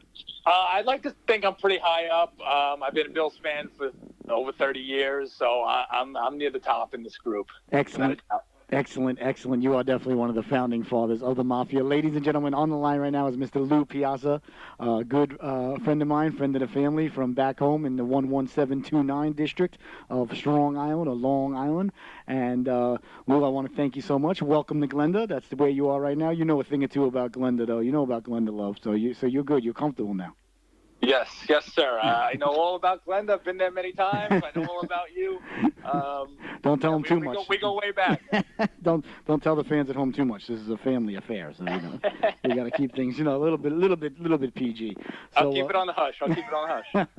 So just a brief background, ladies and gentlemen. Lou's going to be our Bills correspondent on the ground. Like I said, he's high-ranking official. Although I guess it's unofficial if you're in the Mafia there. But Lou, we're gonna go through a couple of things. I want to ask you one quick question about being a Bills fan, the Bills Mafia, and then I'll tell you how I feel about it. How do you feel about when you see other teams and other fan bases use whatever Mafia, like Mariners Mafia, for instance? Not saying that the Mariners do that, because I don't think they have the Mafia in Seattle. They'd be against it. They're drinking too much coffee out there. Of course. Yeah, it angers me. I've seen it a few times, and I'm like, give me a break. We're the Mafia. We've been the Mafia. No one else has. I don't want to hear you copying our shit. Come up with your own stuff. Oh, am I allowed to curse? Well, you're allowed to say whatever you want. We just ask that you keep it, within the realm of good taste, as Jim Carr. But you got to Lou. You got to be you, Lou. We're not. We don't want anything. We knew what we were getting when we called. So Sounds good. Sounds good. another question for you: how's the Can Jam game? Where are you ranked nationally now? And have you ever recovered from the injury in 2010 that you sustained in Rio? That injury really put me on the downside of my career. I mean, it's been tough to overcome it. I've been out there playing, but I haven't been the same as I was before. It was really tough. Was it more of a mental thing where you couldn't go all out, afraid of hurting it again, or was it a physical thing, or was it an emotional thing? Where are the scars? It was definitely mental. It's tough to come back from an injury like that in a tough game like Can Jam. A tough town like Rio, where you had it, where it occurred. Yeah, that's. I don't know if I go back there. That's a tough place. So, Yeah. Physically I've been pretty good, but it still bothers me to a point. You know what I mean? Well, I see the pictures on Facebook. You still look very sexy. I try. I like to think I'm very sexy. I got my little beard growing out now, which I haven't really done. So I'm trying to change my look a little bit, looking a little tougher. So good. That's good. Well, we get a little older, so we get a little slower, so we got to look a little tougher. There you go, definitely. So let me get your assessment, and then about the Bills Mafia and other teams taking the Mafia thing. That bothers me probably more than even bothers you. Well, I don't know more, but it just ticks me off. It's like you guys are the Mafia, the Bills Mafia. It's awesome. I love it. I'm not a Bills fan. I'm a Patriot fan, obviously. But yes. I've been to Buffalo many times. Great town. There's just football, beer, and hockey, and that's it. I mean, and it's cold and windy, and it's not very pleasant to look at. The people there aren't very attractive, and I mean that, and I mean that in a complimentary way. I mean, they're my kind of people up there in Buffalo. I love that town. I've been there. I've been drunk in that town many a times, and nice. Right on the border. You can go to Canada. Go over Niagara Falls if things if you're so inclined. Buffalo's a great town, great people, and the Bills Mafia fits the people of Buffalo. I don't have to tell you, I'm preaching to the choir here, but and to see other towns and teams and this and that, it really boils my stew, Lou, to be honest with you. Yeah, I mean, they've taken the Mafia. I've even seen some tailgaters going through tables, which is the Bills Mafia thing. Like, dude, get your own pregame rituals. Don't be going through tables. Yeah. I mean, that's the Bills thing, which they actually are putting a stop to that. They're not really allowed to do that anymore. When we can't really do that. The cops are getting involved and stuff. It's all in fun, but I guess if people get hurt, they don't want to deal with it. I don't really know why. The cops are stopping people from being put through tables? They're supposed to. How do you monitor that? Yeah, I know. What do they got, drones flying around? Oh, this guy's setting up a table in section G4. We better get a unit over there. Yeah, I'm sure the Buffalo police aren't really stopping it. But, I'm sure it's high on their priority. The NFL put out something to stop it. I'm sure Roger Goodell did. He's on top of all the important stuff, Yeah, definitely. I'm sure the Buffalo police, in their meetings before they listen, we really got going through the tables too. They're going through the tables too. We really got to stop this going through the table thing. It's really bringing down, the city's image, and yeah. the mayor wants an end to it. Yeah, I'm sure it's a big issue. The good people of Orchard Park won't have it anymore. Yeah, no, they'll do it. They'll find a way to do it. Oh yeah, I love the people of Buffalo. I really do. Yeah, I love it too. I mean, I call it the greatest place on earth. It's nothing better than going to a game up there.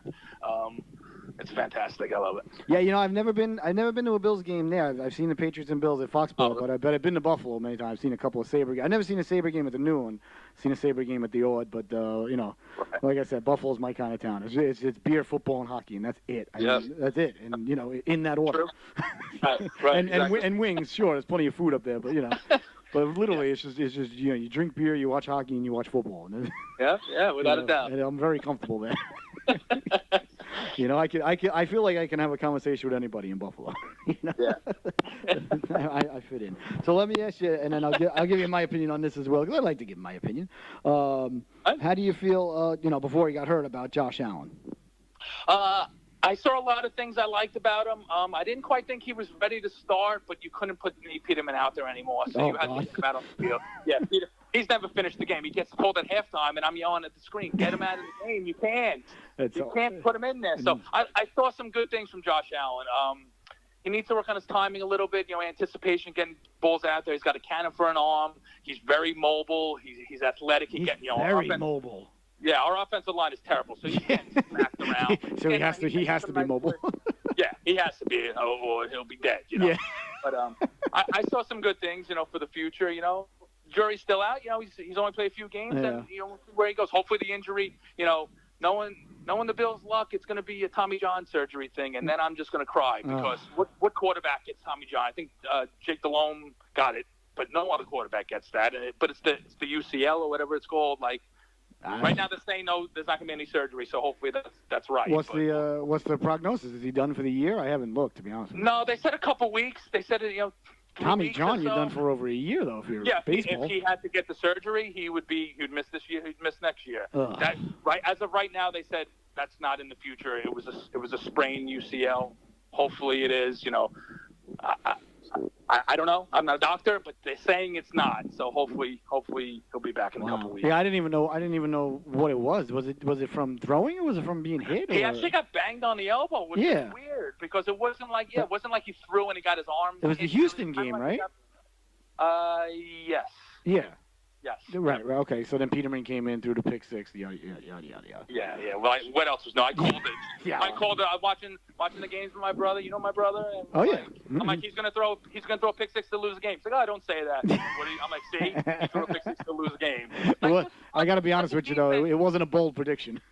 No, not at all. But like, just punt and let the defense see if they can get a takeaway. Don't give them the game. What are you doing? Yeah. I completely understand. Yeah, again, I've been a Bills fan 30 years, as you know, and I've seen many downs. Yeah, you gotta take the bad with the bad, with the Bills. Yeah.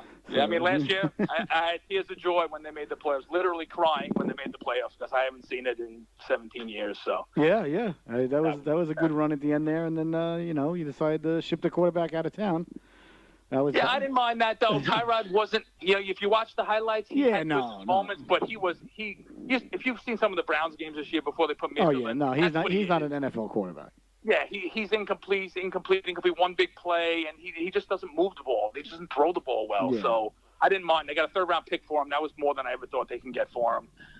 I didn't mind the move. I like Tyrod, though. I still like him. I mean, he was good for us. He got us to the playoffs. He's a very, very solid backup on any team. It's like if he comes in, at least you still have a chance to win. It's not like it's not like Peterman. No offense, but no, Peterman's. And I like Peterman coming out of college. I thought he was the most ready to play, and he wasn't. He's still not ready to play. So I don't know. Just don't throw like sideline patterns because they'll get picked off every time. But don't call that play. Yeah. Against Jacksonville, when he came in the playoff game, he threw the same pass and he got picked off. Like, don't throw that pass over the middle. He's good. He's actually pretty good over the middle. he's deadly accurate in between the hash marks. Yeah, that's kind of like Ryan Fitzpatrick was. Over the middle, he was great. You throw the sidelines, he couldn't do anything. It's weird. Usually it's the opposite. It could be the wind in Buffalo, or the altitude, or there's a lot of things. It could be stinks. That might be. So obviously our two organizations are playing this one. It's funny too because when I reached out to you, I didn't even realize that this was our Monday night game until I looked. I'm like, that's funny. I realized. I was until I saw Brady calling out the Bills Mafia on his Instagram. Yeah, that was pretty cool. I hate the Patriots. I hate Brady. Sure. I respect him. I think he's the greatest of all time. So it's hard to hate him when he's just so good. But you got I can't stand people who don't hate. I really can't. I have no time for it. I have no interest in it. Like I have people like you shouldn't hate. You should absolutely hate your rivals. No, I hate the Jets more than anything. Yeah, I hate the Jets. I hate the Jets at every drop of blood that courses through my vein. Yeah, if the Jets played the Yankees in a game of chess, I would root for the Yankees with all my might because I can't take the Jets. I just can't stand them. That's a bold statement there, Mr. Piazza. Yeah. The only just so everyone knows, I'm a Mets fan too. So no, I suffer there with you, but the only thing I hate more than the Jets is the Rangers. That's it. I have one extra drop of blood in my veins for the Rangers. That's, and then people these days are like, it's not right. You shouldn't be. And it's like I don't hate the guy. I don't hate the player. I'm not wishing any of the players to get hurt, but I hate the organization. I never ever want to see the Rangers win a game, the Jets win a game. I never even want to see the Jets score a touchdown ever. Yeah, me neither. Living on Long Island, you got to hear all the Jets fans. God. I don't ever want to see them win. I get joy when they lose. There's nothing better than the Monday morning phone call to Francesa. Michael, I'm telling you, Michael, this kid Dolan, I'm telling you, Michael, this is the guy. This is the guy we've been waiting for, Michael. We had Namath, we had Peddington. He was good for a while, but he got hurt. Michael, it wasn't his fault. He didn't have the arm for the wind in the building. You know the wind in the building, Michael. It swirls. It's very swirly, and Peddington wasn't cut out for it. This kid's cut out for him. I'm telling you, Michael, I feel it. Every Monday. Yeah, I'm sure. Oh, you know. Yeah, of course. So the bad news though for the Patriots is they're giving 14 to you guys in Buffalo, and I always if a team. Hey, the last time we were 16-point underdogs in Minnesota, we won. So that's a very good point too. If an NFL team is getting more than 6.5 points at home, they cover 85% of the time. So in this year, it's been right on target for that. It's just about like 8 out of 10 ratio right now. Last week the Rams were given 10.5 to the Niners, but they covered it. They won by like 40. But the 2 weeks before that, the Rams were given over 7 to the Seahawks and over 7 to the Broncos, and they didn't cover. So the bad news is statistically proven the Bills should cover, but. Forget cover. I'm going to win the damn game. I don't care what the spread. I'm trying to give you some hope. If they're within the spread, at least if they're within the spread, at least it's a game down to the wire. Well, sort of. We could just score late. It's within 2 scores. Yeah, it'll be a backdoor cover or something later. What other besides Allen? What other young players on the Bills are you guys going to be building around? What's the foundation going forward? We had 2 first-round picks this year. So Tremaine Edmonds, the middle linebacker out of Virginia Tech. He's like 19 years old. I mean, he's all over the field. Wow. He's still got to learn the middle linebacker spot in the NFL. He's a little shaky sometimes, but he looks like he's going to be the real deal. Nice. Yeah, he's calling the plays already, so they got him out there ready to go. They got Allen at 7, and they got Tremaine Edmonds at 16, I believe. Yeah. So he looks good. I mean, other than that, young guys, I mean, the safeties, Micah Hyde and Jordan Poyer, I love. I mean, they're both really good safeties. And Tre'Davious White is turning into a shutdown corner. There you go. Yeah, he's unbelievable. I mean, he's actually they make a big deal of Patrick Mahomes. That we actually traded the pick that the Chiefs got Patrick Mahomes with. I don't know if you knew that. I did not. And we moved back in the draft, and we got Tremaine. Did I say Tre'Davious White? We got Tre'Davious White. He's the shutdown corner. Did I mess up? As far as I know, no.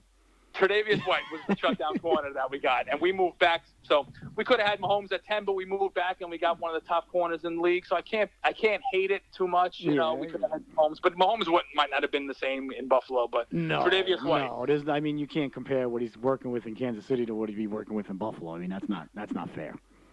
Yeah, of course. You can't. That's not apples to apples. Andy Reid is an offensive genius. Yeah, Andy Reid, Hill, Hunt, Kelsey. They were able to sit him out the year like you should do with the rookie. Had Alex Smith teach him, and that was again enough for the fucking Chiefs. They're too good. I don't want to talk about that. They're not. No, they're beatable. Trust me, I know. I was actually disgusted by that game. By the way. Oh yeah. I hated it. I didn't 83 points. That's not a football game. Yeah, it's a little crazy. Give me fantasy wise, it's pretty good. Yeah, but give me 21-17. Give me a smash mouth field position, every possession counts. The punter's important. Give me 21-17. That's a game. 24-21. You know what I mean? I'm not saying 10-6. I'm just but 43-40. I was like, this isn't even football. This is ridiculous. Yeah, I love the defensive struggles and the defensive games. I didn't thoroughly enjoy it. So no, I mean you guys you got some parts. It's hard and you need the quarterback. I have been really. I mean I'm not saying I've watched every snap of the Bills this year, but I kept a pretty close eye on them. And everything I saw from Allen, I liked, and I didn't realize how mobile he was. Now, granted, it might be fear and adrenaline that he's running for his life, but even still, even that, you're still not going to outrun guys like he can outrun a lot. He's a very athletic guy. He's tremendous. Definitely. I mean, he needs to protect his body a little more. He'll take on the hits. He does a lot of diving into the end zone and stuff. Which if he's not going to get hit, it's fine. But sometimes he gets hit a little harder than he should. Yeah. But they say he's had a lot of Cam Newton in him. That's a good problem though. You'd rather have a guy like that than a guy who doesn't want to dive headfirst into the end zone. Yeah, 100%. Again, like I said, I've seen a lot of good things from him. So hopefully his elbow will be all right. And he'll get back. I mean, obviously the cannon, we all knew that, but I thought that one he was a lot more mobile and athletic than I realized. I mean, I don't really watch much Wyoming Cowboy football as I should. I blame myself. But they're on late at night, and But I don't hear late at night. I don't know where they're on, but who knows? The Cowboy Network, I guess. They're big in Wyoming, that's for sure. But he wasn't lighting it up. But the Bills, no offense, don't have a dynamic offense right now. But he wasn't awful by any stretch. He wasn't like He didn't look lost out there. He didn't look overwhelmed. He didn't look like he didn't belong in the league. Like I was impressed with him because a lot of people said you guys had picked him too high, and a lot of people were like, he's the worst of the four. And from what I saw, of course, a small sample, he was a lot better than Blake Bortles. Let's put it that way. Yeah. You know. Yeah, I mean, his completion percentage in college was a little rough, so that was a knock on him. I mean, sometimes I'm not even kidding. I think he throws the ball too hard and it gets on them too fast. I saw one play, he threw the ball, it was like 25 yards down the field to Andre Holmes, and it almost hit him in the head. He didn't get his hands up in time. I'm like, dude, it's not like it was a dump. 25 yards down the field, put your hands up. And it went up in the end and got picked off. And I'm like, are you kidding me? Catch the damn thing. Got hit in the face, and don't throw it to stone hands. I don't know what he's doing. Don't throw it to stone hands. Well, that's one of the best football movies ever made, right there. Yes, sir.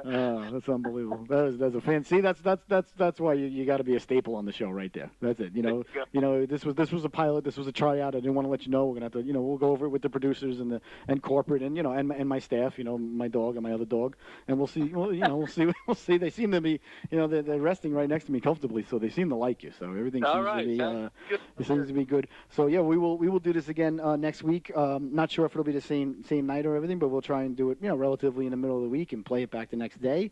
And ladies and gentlemen, you have been listening to one of the founding fathers. I don't know if you founded the Bills Mafia, but you've been with the Bills Mafia since day one.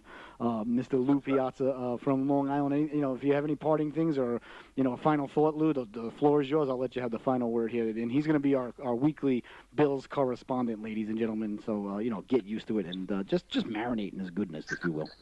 Nice. Yeah, I just want to thank you for having me on the show. I mean, it's an honor. I'm very excited to be part of it. It's fantastic. I'm looking for a big upset this week, taking down Tom Brady, and we'll go from there. We'll be on a little roll after that. So that would definitely be a big roll after that. There you go. Well, a home Monday night dog is always dangerous. Yeah, we haven't been home on a Monday night in a bunch of years, so they're going to be drunk and they're going to be ready to go. The Mafia. So. Yeah. Oh yeah. No. I'm not worried about the Mafia. The Mafia is not the problem. The Mafia. Well, they get loud, man. They're going to get head. Oh yeah. The Mafia is the only the only given up in Buffalo. The quarterback is the variable right now. Yeah, Derek Anderson's beat up right now. So we'll see. Is he starting? What's the deal with him? I heard he was questionable. He's starting. He said, this is what it's like to be a quarterback in the league. He got beat up last week, so he'll be out there though. Good. Well, he's good. I mean, I like him. It's just he only had 3 days to learn the playbook. I figured he was literally out there with a bottle cap and a pen and. Just flinging it around. So. What are you gonna do? Well, Lou, I can never thank you enough. I really appreciate you being part of the Welcome to Glenda program and welcome aboard. And the show just got infinitesimally better now that you're on it weekly, pal. Awesome. Thank you very much. I appreciate it greatly. All right. Well, you rest that shoulder. We want to see you back in the Can Jam rankings again soon. I got to get the championships back, man. You gotta do it. We gotta get you back on top where you belong, pal. Yes, sir. All right, I'll talk to you next week, kid. All right, man. Bye. Bye. All right, ladies and gentlemen, that was Mr. Lou Piazza. All right, ladies and gentlemen, and welcome back. I just got to readjust our volume here because I had it cranked up there for the old interview there, and don't want it to get too loud here. So that was Mr. Lou Piazza, now a staple on the program here on Glenda. Like I said, old family friend, obviously. Diehard Bills fan, so it's good. I like to get the perspectives of a fan of somebody of whatever team that we're talking about, because I can only talk about that level of passion and caring and misery when they lose, which isn't too often. But from a Patriots fan perspective, and I know that majority of people in the world really don't want to hear from a Patriots fan anymore. We're kind of looked upon as we're spoiled.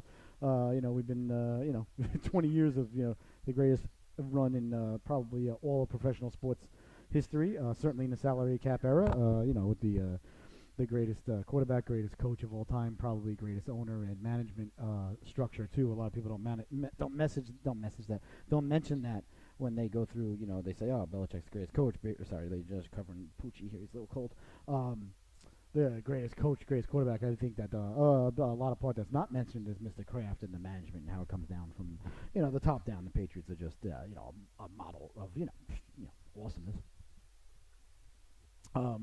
So I understand that people you want to hear from different points of view, and I want to hear from different points of view. As much as I love to hear myself pontificate on topic after topic, it's good to get somebody that loves the Bills, is entrenched with the Bills, cares about the Bills, and like I said, we're working on a Saints fan. We got a Saints fan that's in the he's in negotiations. Something got tied up. He was asking for extra nacho cheese. Wasn't sure if it was in the budget. I contacted a buddy of mine at Moe's. We're gonna see what we can do. About getting him maybe some queso. Maybe we can find some middle ground. And of course, we have our football show just dedicated to the football family, and food on Sunday mornings. That's keeping it in the family. Myself and my great brother-in-law, Uncle No-Nos, as he goes by in the family. So that was Mr. Lou Piazza. So, Lou, I just want to thank you so much. You did a fantastic job there. And, hopefully, I'm sure we'll be texting each other back and forth Monday night. I don't like to be, too much of a prick about things, because I wish Allen was healthy. I wish Allen was healthy. Then it'd be an interesting game. He'd be getting his first, shot at the spotlight. Like he said, the Bills had their first home game in a while on a Monday night. They're coming off a playoff year. Could have been really, really interesting. Unfortunately, with a banged up Anderson and the team reeling. They just got their lunches handed to them by the Colts. It's there's not a lot of I'm still gonna give it 4 antlers of excitement because it's the Patriot game. I can't not get excited about a Patriot game. Like I said last week, it doesn't matter what it is. If I'm not excited about a Patriot game, going into the game and 5 minutes before the game, if my heart's not going a little bit, if I'm not pacing, back and forth in the living room, Stanley will tell you, Bob will tell you, Tom Brady must be on. Daddy's pacing back and forth in the living room because I don't watch Patriot games sitting down just because I don't know why. I just haven't ever in a long, long time that I can remember since the Lanny Dome, but that was because they would make me sit down. The guys would yell at me there because everybody needed to see, but that's another story for another time. You want to talk about the greatest place to ever see a football game? We'll get into the Lanny Dome next week. I haven't even discussed that. So, like I said last night, again, my lock missed. Good job by Sophie, though, my daughter. Her lock hit. She'll be taping her show later on today, Sophie Sports and Toys Emporium. Of course, that's a gambling and toy review show. They got all these little girls have got these toy shows where they open the toys and they talk about them. So I was like, listen, and some of them got millions and millions of views, which means they're making a lot of money. And I've said this a million times. I'm definitely down for making money off of my children and exploiting them for their cuteness. She's a lot cuter than me, thank God. Looks like a mother. So, although I'm good looking, you can't have a beautiful child, and it tells you when you have beautiful children, and I do, and you could say, oh man, that's a little bit, you're bragging, man, guy, whatever, I do, maybe you don't, I'm sorry, but I do, you got to know that you got to be, at least somewhat, good looking, half of it, is from me, so that's good. So it builds my confidence to see how beautiful a young lady she's becoming, and my son, is enormously handsome as well, of course. So her show, she picks a pick every night, and just in case you're new to the program here, she picks a pick every night, makes her pick. If she gets it right, it's called a lock, as she doesn't know what the heck it means. A lock is worth $3. 7 picks a week, she can get up to $21. If she scores in her hockey game, she gets 3 locks. If she gets a penalty in her hockey game, she gets 1 lock. But it can't be a penalty with the stick. Can't be tripping, slashing, or spearing. I would pay for spearing. If she gets checking, roughing, boarding, can't be cross-checking. Can't be anything lazy. Her legs have to be moving. You know what I mean? So if like somebody goes around there and she whacks them and trips them, no, you're not getting paid for that. You're not getting compensated for that. If the guy's coming off the boards and you skate over to him, and you throw a hip check and he goes flying over your hip, and lands behind you, and you get 2 minutes for checking. Yeah, you get a toy. There's no question about that. Absolutely. There's a little bit of I don't know if I always get subjective and objective mixed up. There's a little bit of that in there, so But if she gets a penalty, it's worth a lock, which is worth $3. If she scores a goal, it's worth 3 locks. I don't give out anything for assists. Maybe I should, but she's never negotiated for an assist. And assists are hard to go by with 10U. They don't really keep sometimes accurate track of it, so I don't want to be, I could be losing money. Like she may not even been on the rink and got the assist. You look at the score sheet, like, hey, look at this. I'm like, you weren't on the rink for that, but look at this. And I can't. And then there's too much controversy where I'll, she'll say I got an assist. That's not on the score sheet. You score, you score. I mean, that's obvious. You get a penalty, you get a penalty. So unless you do, what my son did last week in his game. He got a blatant penalty, and he just skated over next to he just skated over to a group of his teammates. There were 2 or 3 of his teammates standing in a group, and he got the penalty. He just skated over towards them, and just was like, and the ref took the wrong guy to the penalty box. So I thought, it was brilliant. move on my son's part, but he wouldn't have gotten compensated for that either. It was a tripping play. He was at the end of his shift, stopped his legs moving, stuck his stick out, tripped the girl. She went down. Yes, he tripped a girl. Yes, you can hit girls. Okay, don't say, oh my God, did you say girl? Yes, I said girls. Girls who play hockey can be hit just as much as boys who play hockey, and they can hit twice as much as boys who play hockey. So trust me. So I'm a big, hockey sexist when it comes to that. I despise hockey equality. I can't stand it. I don't want to hear about it.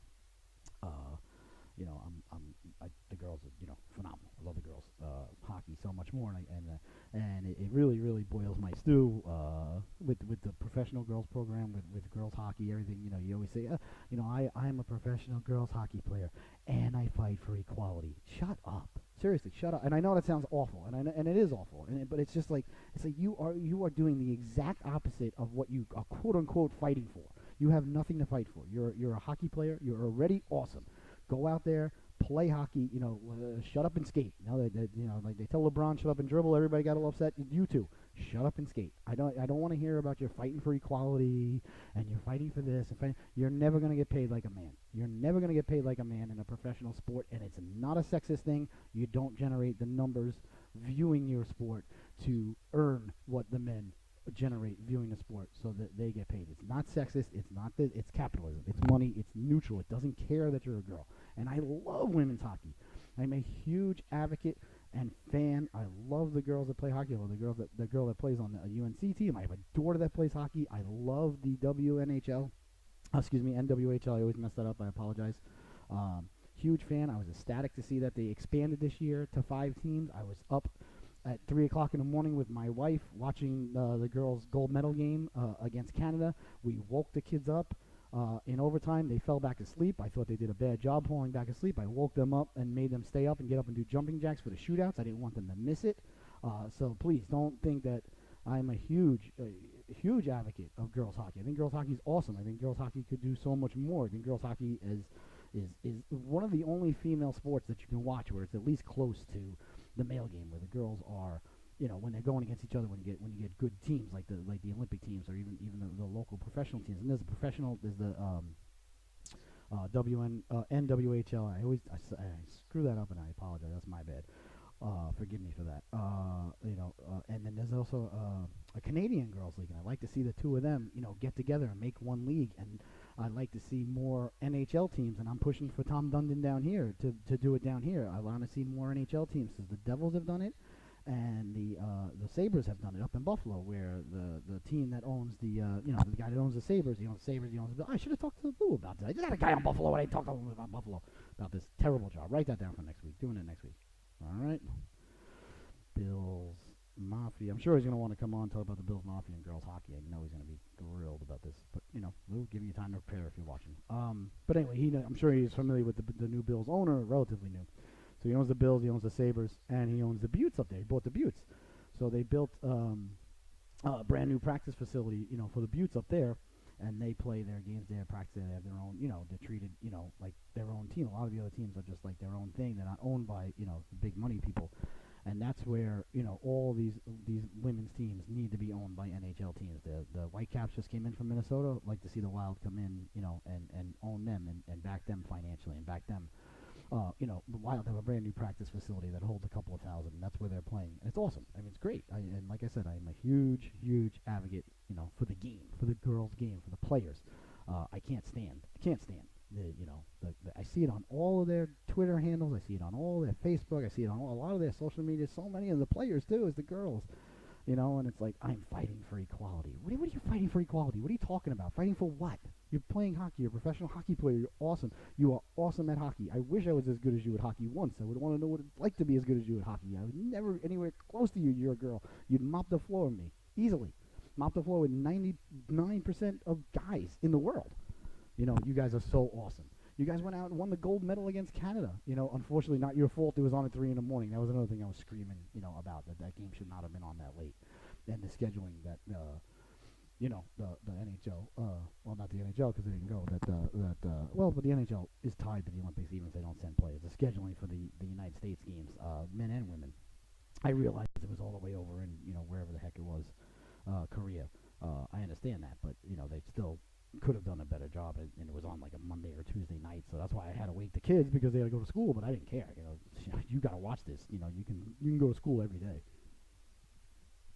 Our girls are in a shootout right now, and I really feel that they and the thing is too, I've been in touch with them. I desperately want to do a ladies hockey game and be the play-by-play guy.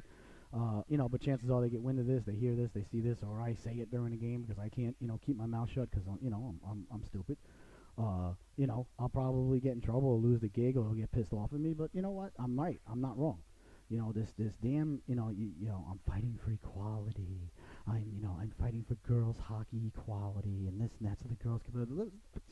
Shush. My daughter went to a camp this summer. She was the only girl at the camp. She was the youngest person at the camp. She was 8 years old. Okay, the quote-unquote boys didn't want to sit with her during lunch, so the coaches sat with her and this and that. And one of the persons from the rink she came to talk to me, and she goes, "I just want you to know, that we made sure that she was comfortable, that she wasn't uncomfortable." And I was like, "What are you talking about? What's going on?" I thought somebody tried, to fight her or beat her up or something, on the rink. Which, if that was the case, because we would drop her off and we'd go to work. She was there by herself all day. I'm like, "What happened?" And she's like, "Well, she said that the boys didn't want her to sit, with her for lunch, so she sat with, the coaches." Now, mind you, keep this in mind. Now, my daughter never said a word to me about it. She didn't say the boys didn't want me to sit with them. She didn't say I had to sit with the coaches. I didn't hear this from her. She didn't complain because she knew if she came to me about it, I'd be like, "So, did you eat lunch? All right. Did you put your helmet back on and get back out there? All right. I don't care who you sat with. You think I want you sitting at a table with a bunch of boys anyway? To begin with, I'm glad the boys didn't want to sit with you. I couldn't be happier. So they had to have this talk with me, and I want to let you know we made sure she was comfortable, and we made sure she was as important as the boys." And I'm like, "Oh my God!" I'm like, and I was really cool. I was really cool about it. Normally I go off like I'm going off now, and I was like, "Listen, I really truly appreciate it. I understand where you're coming from." I said, "But however, in my daughter's case, she's fine. Trust me, she's fine." I was like, did she go back on the ice? "Oh, yeah. Was she upset on the ice?" No. She went right back on. She did great." All right, then, whatever. I don't care. I don't want to hear about it. Doesn't interest me. You probably feel like you have to tell me because, one, you may think you're actually concerned about it. Maybe. I don't know. Two, I'm more of the, in my mind, your CYA. Like, you're worried she's going to say something to me, then I'm going to come back and accuse the camp of being sexist or something like that. And I understand. I don't blame you at all. If that's why you're doing it, I don't think you're wrong to do it, if that's the case. If you're legitimately worried about her and her feelings and you care about her and her feelings, then, awesome. I appreciate that. I do. But I think that mentality, that treatment, and that reaction to such situations, yeah, I'm thankful the coaches sat down with her and she didn't have to eat by herself, but she would have been fine if she did anyway. I think the overreaction and coming to me about it, and then she literally asked me, she's like, "Do you want to talk about it?" I'm like, "Talk about what? What do I got to talk about? Did she eat? Yeah. Did she get back on the ice? Yeah. All right. Thanks. I appreciate the coach just sitting with her." And, and I realized, like I said all the time on this show, I'm old, grumpy, get off my lawn, rocketing towards that person every day. But I see it all the time, and I even I'll cut and paste it and put it on Facebook, and I'm like, you guys are killing yourselves, and I don't mean that in a bad way. Literally, I mean, you're hurting your own cause. You're fighting, you're butting against your own cause. You want to fight for equality, then how about we don't even notice that you're a girl? How about we don't notice? Who cares that you're a girl? I'm here to see the game. I want to watch the game. Or there's a couple of people from Cary that are on a couple of the teams. There's one of the girls is on the Boston Pride team. Another one that coaches Sophie. She was on the Buttes last year. I don't think this year she was playing on the Buttes anymore. But still, we used to watch the games on Twitter. We used to root for them. Hopefully they'd score or win. Whatever. And for that hour and a half, 2 hours, whatever, when we're watching the game or we're into the game or when they were at practice, I don't notice that they're a girl because I don't care. I don't care that you're a girl. I don't care that you're a boy. I don't care. I want to watch hockey. Win the game. And then you remind me that you're a girl. I fight for equality. I'm here to make sure that girls have a place and all that crap. And then they were promoting this graphic novel that some chick wrote about a girl who wasn't allowed to play hockey with the boys. I mean, come on, stop being you're not a victim. You're a hockey player. You're the toughest athlete in the world. You're a hockey player. Stop acting like a victim. You're not a victim. It's a joke, and you're hurting yourselves. And just for the love of God, go out there and be the awesome hockey player that you already are, because you're awesome. If you're at this level, if you're a professional or Olympian or whatever, or a Division I college female ice hockey player, or if you're a girl like Jessie on UNC that plays with the boys and is one of the best players on the team, and I've seen her get hit as hard as the boys and get right back up, and I just think it's a turnoff. It's a turnoff to 90% of men who are hockey players and hockey dads and hockey guys. I think that it's a turnoff to guys. They don't want their daughters being that way. They don't want their daughters out there fighting for equality and got to stand up for women's rights. I don't want my daughter doing that garbage. I want my daughter out there lacing the skates up and let's go. Are we playing boys? Are we playing girls? I don't care. We're wearing this color. You're wearing that color. What's the score? Let's go. That's it. That's all I want. You want things to be equal. Stop noticing she's a girl. Stop telling me you're a girl. I know you're a girl. So what? I don't care. Why do I have to care that you're a girl? Am I wrong? Am I not caring enough? Am I sexist because I don't care that I'm indifferent that you're a girl? That makes me sexist? You're ruining things for yourselves. You guys won the gold medal. Your league is expanding. People are watching more. More people are coming. Stop with this garbage. Trust me, I know what I'm talking about here. You're turning people off for no reason. And I'll tell you something else. And and everybody can get mad at me if they want. It's also very political. It's very, very political, and it leans one way. Okay? And I understand how sports work, where you can lean one way in sports and be, as long as you are in agreement with that side or that half of the circle, because politics is not a line. Politics is a circle, but that's another story. As long as you agree or in step with that line, then fine. You can speak your mind. You can say whatever you want. But the minute that you don't agree with that line, or you're not in agreement, or then how dare you? You shouldn't mix sports and politics. You should keep your mouth shut. You should it's not your place to talk. So if it's not my place to talk, then it's not that guy's place to talk or that girl's place to talk. So this whole fighting for equality and awareness of women and this and that and the other thing, it's all political. It's all political. It's all part of a lot of other bigger things. And I'll tell you, I'm not one to say be neutral. I'm not saying be neutral at all. But I'm telling you, don't tell me that it doesn't have a bigger agenda behind it. Now the person delivering the message, the girl playing the game on the ice delivering the message, may not realize or may not even believe what I'm saying, but I'm telling you how it's perceived. And perception is reality, and it's beyond how it's perceived. It is reality. I know what's behind it, and there's a lot of more people, a lot smarter than people think they are nowadays. And I'm willing to even give you beyond the benefit of the doubt that you're not doing it for these purposes, but you're being used to do it for these purposes, and that sickens me as well. So cut the crap. So we got a huge week of football coming at us at 150 miles an hour, ladies and gentlemen. I know the show's running long today, but it's Friday. Friday shows run long sometimes. Plus, we had to get Lou on. Lou was fantastic. Lou Piazza, ladies and gentlemen, card-carrying member, original member of the Bills Mafia. I'm glad that he agreed with me on the other mafias. I can't stand that. And that's why we have the Glenda Love Navy, because everybody's got an army. Everybody's got a nation. The Bills got their mafia, and like I said, that's cool. I even really love the Caniacs. I love the Caniacs. I love that it's the Caniacs. Like, nobody else can be, like, they're not like Hurricane Nation, Hurricane Mafia, Hurricane Army. No, they're the Caniacs. At least it's unique. The Caniacs are the Carolina Hurricanes fans. It's unique. It's them. It's only them. It's perfect. Great. Don't change it. Stay with it. Please don't change it. Love it, love it, love it, love it. When I came down here, I remember I saw it written one time on a website. And I was like, what is that? I couldn't even pronounce it. I'm like, Kini, what the? And my wife's like, Keniac. I'm like, oh. And, because I can hardly read, which is true. But so like that's awesome. Bills Mafia is awesome. But like everything's this nation, that nation, this army. That's why, ladies, you are here. You're part of the Glenda Love Navy. Plus, when you're in the Navy, you get to, ride on the back of a camel and get to see the pyramids. So, it's good. So, obviously, last night, Texans took care of business. I'm willing to say that they might not be nearly as bad as I have pontificated often, and the Dolphins didn't cover, and that was my lock. So we're moving on. The breakfast game, which will be on, but you won't be watching that because you're going to be watching, keeping it in the family, football family food pod show that's going to be airing at 10 o'clock in the morning, 10:30 in the morning, depending on when my brother lands and gets here on Sunday morning. But this is the breakfast game now that's going on, the brunch game, the Sunday morning London game. It's a great game.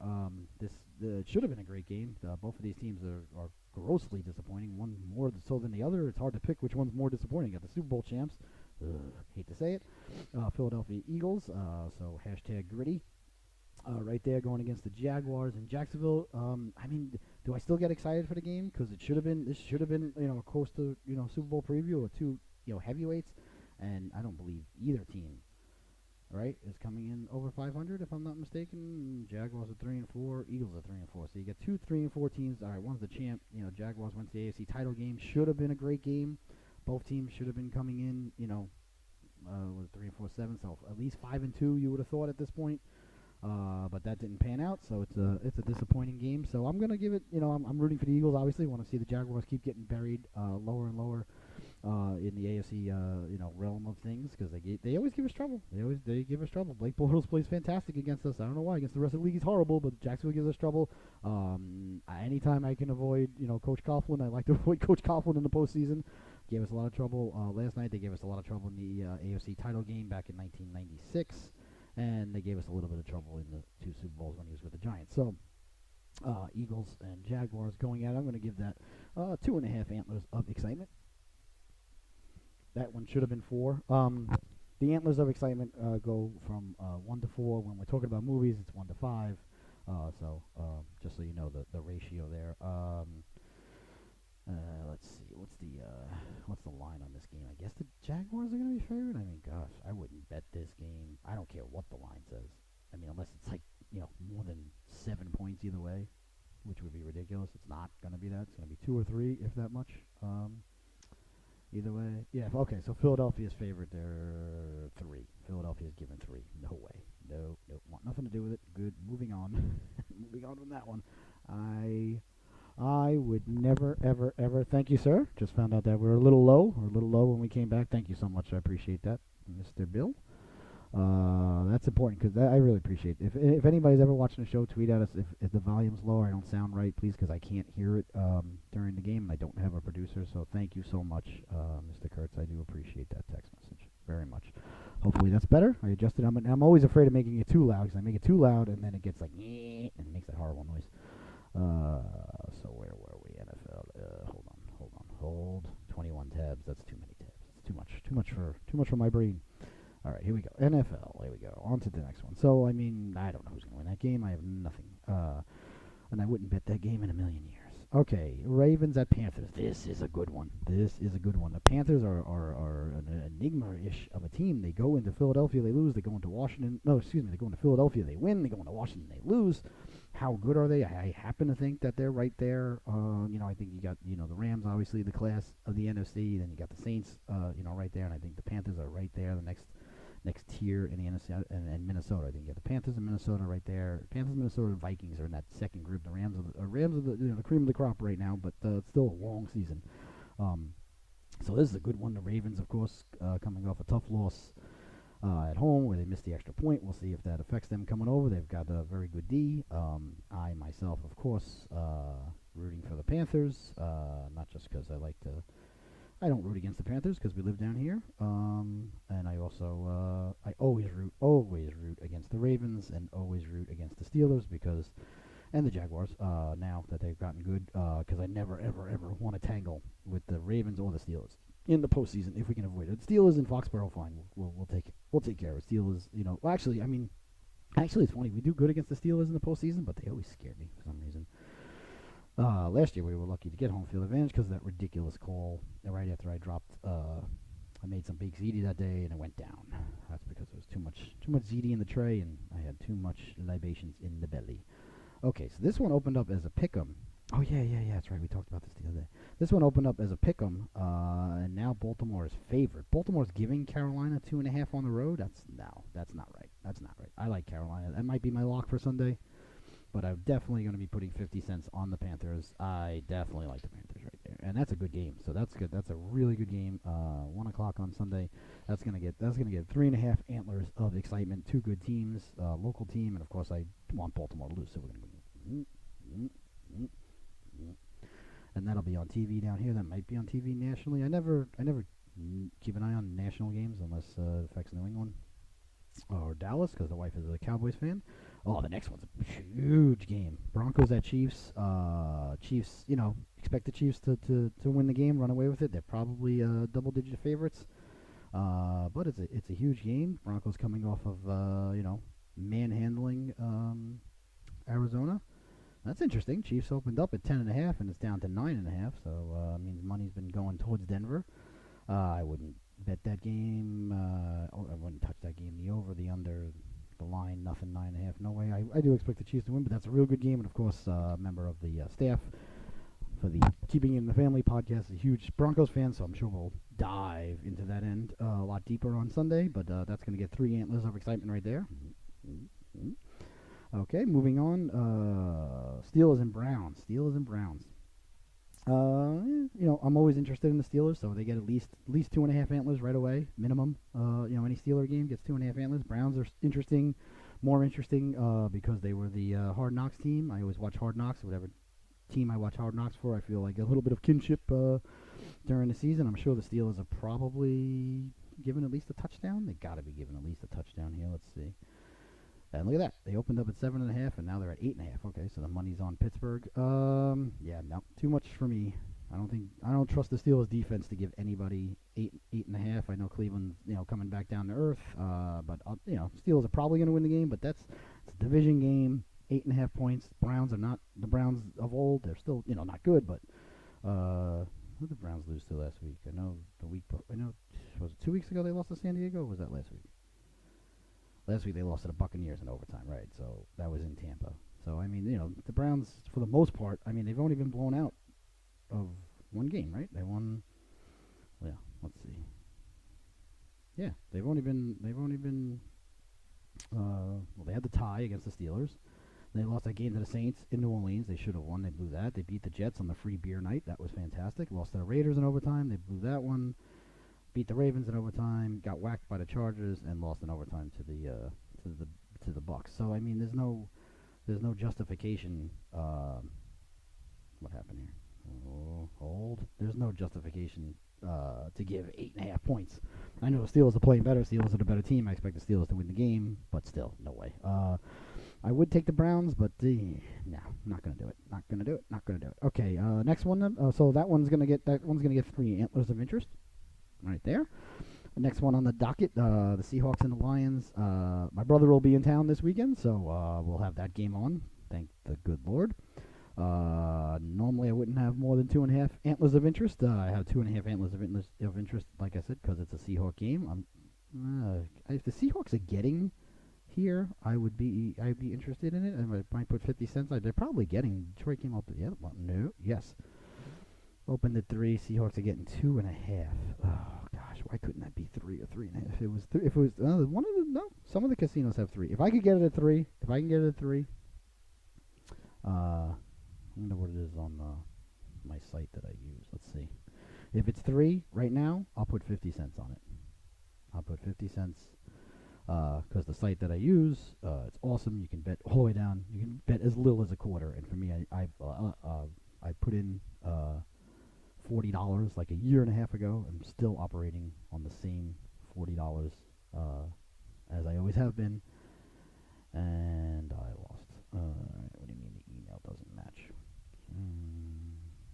Damn right it matches. I'll show you a match. You son of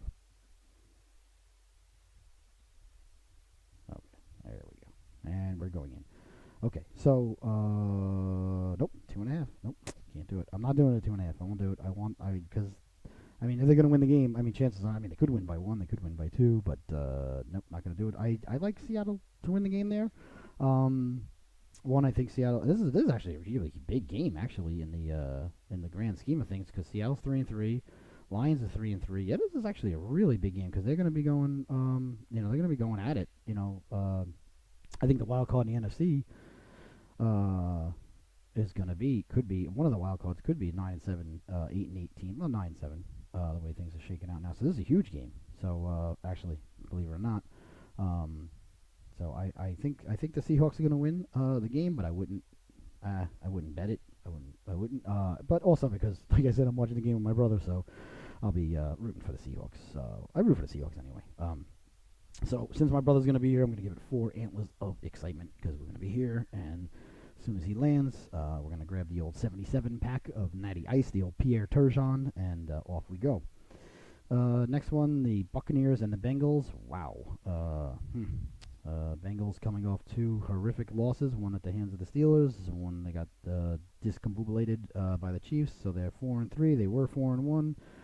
Buccaneers are what? Where are they? They're 3-3.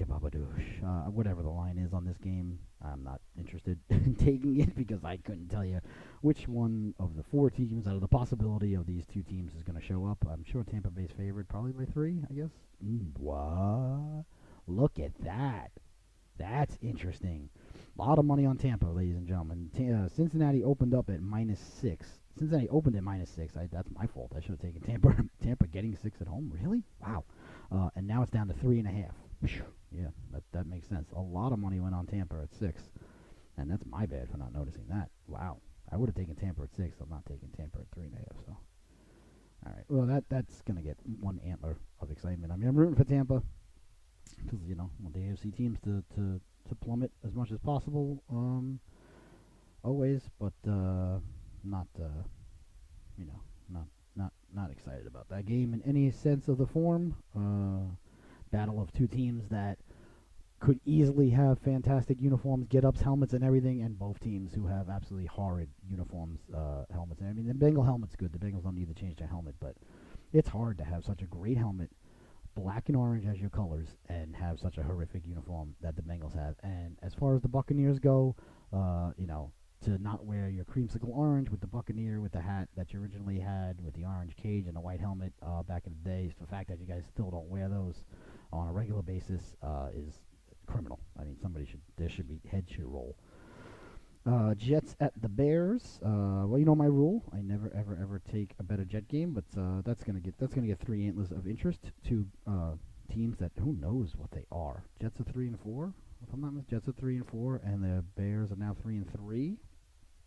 Bears looked like they were going to be the class of the division there for a little bit, and they slipped up, lost to the Dolphins, lost to the Patriots. Let's see. The Bears have got to be given.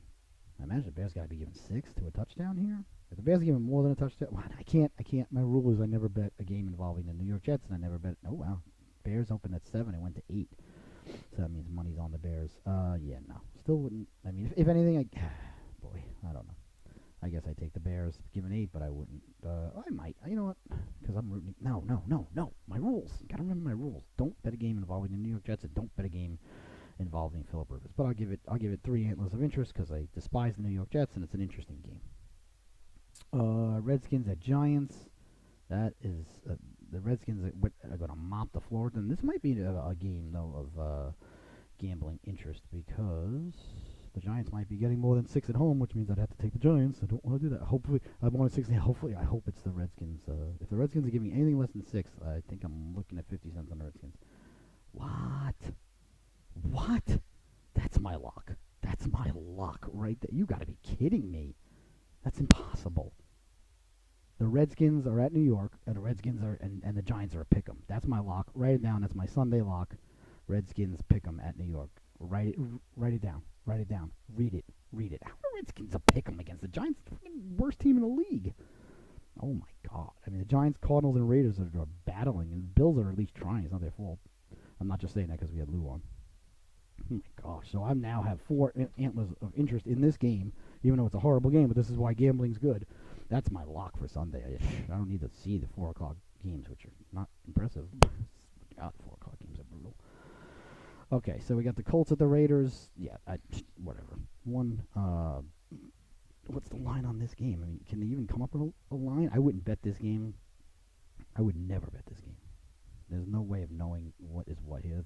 It started off as a pick'em, and then Indianapolis went to a -3. Wow, so a lot of money went to Indianapolis to the pick'em. I can't say I blame that. You're talking about, but they're no good either. No, and they're flying out to Oakland. They just won. No way. Nope. I have one interest in that. None really. Actually, just a half. Not interested in that. 49ers at the Cardinals. I'm not even going to put my thumb to my temple. Not interested at all. Don't care. Hopefully nobody gets hurt. That's all I can say about that game for the guys on the field. Two horrific teams. Not a Cardinals fan. Excuse me, not a Niners fan because everybody got on the Jimmy Garoppolo thing, and then how'd that work out? Not that I wished him to get hurt, but I never thought he was as fantastic as everybody made him out to be. They made him out to be the next coming of Tom Brady, which is just silly. I believe both teams are 1 and a lot. And this is actually, you want to lose this game. Yeah, they're both 1-6. You don't want to win this game.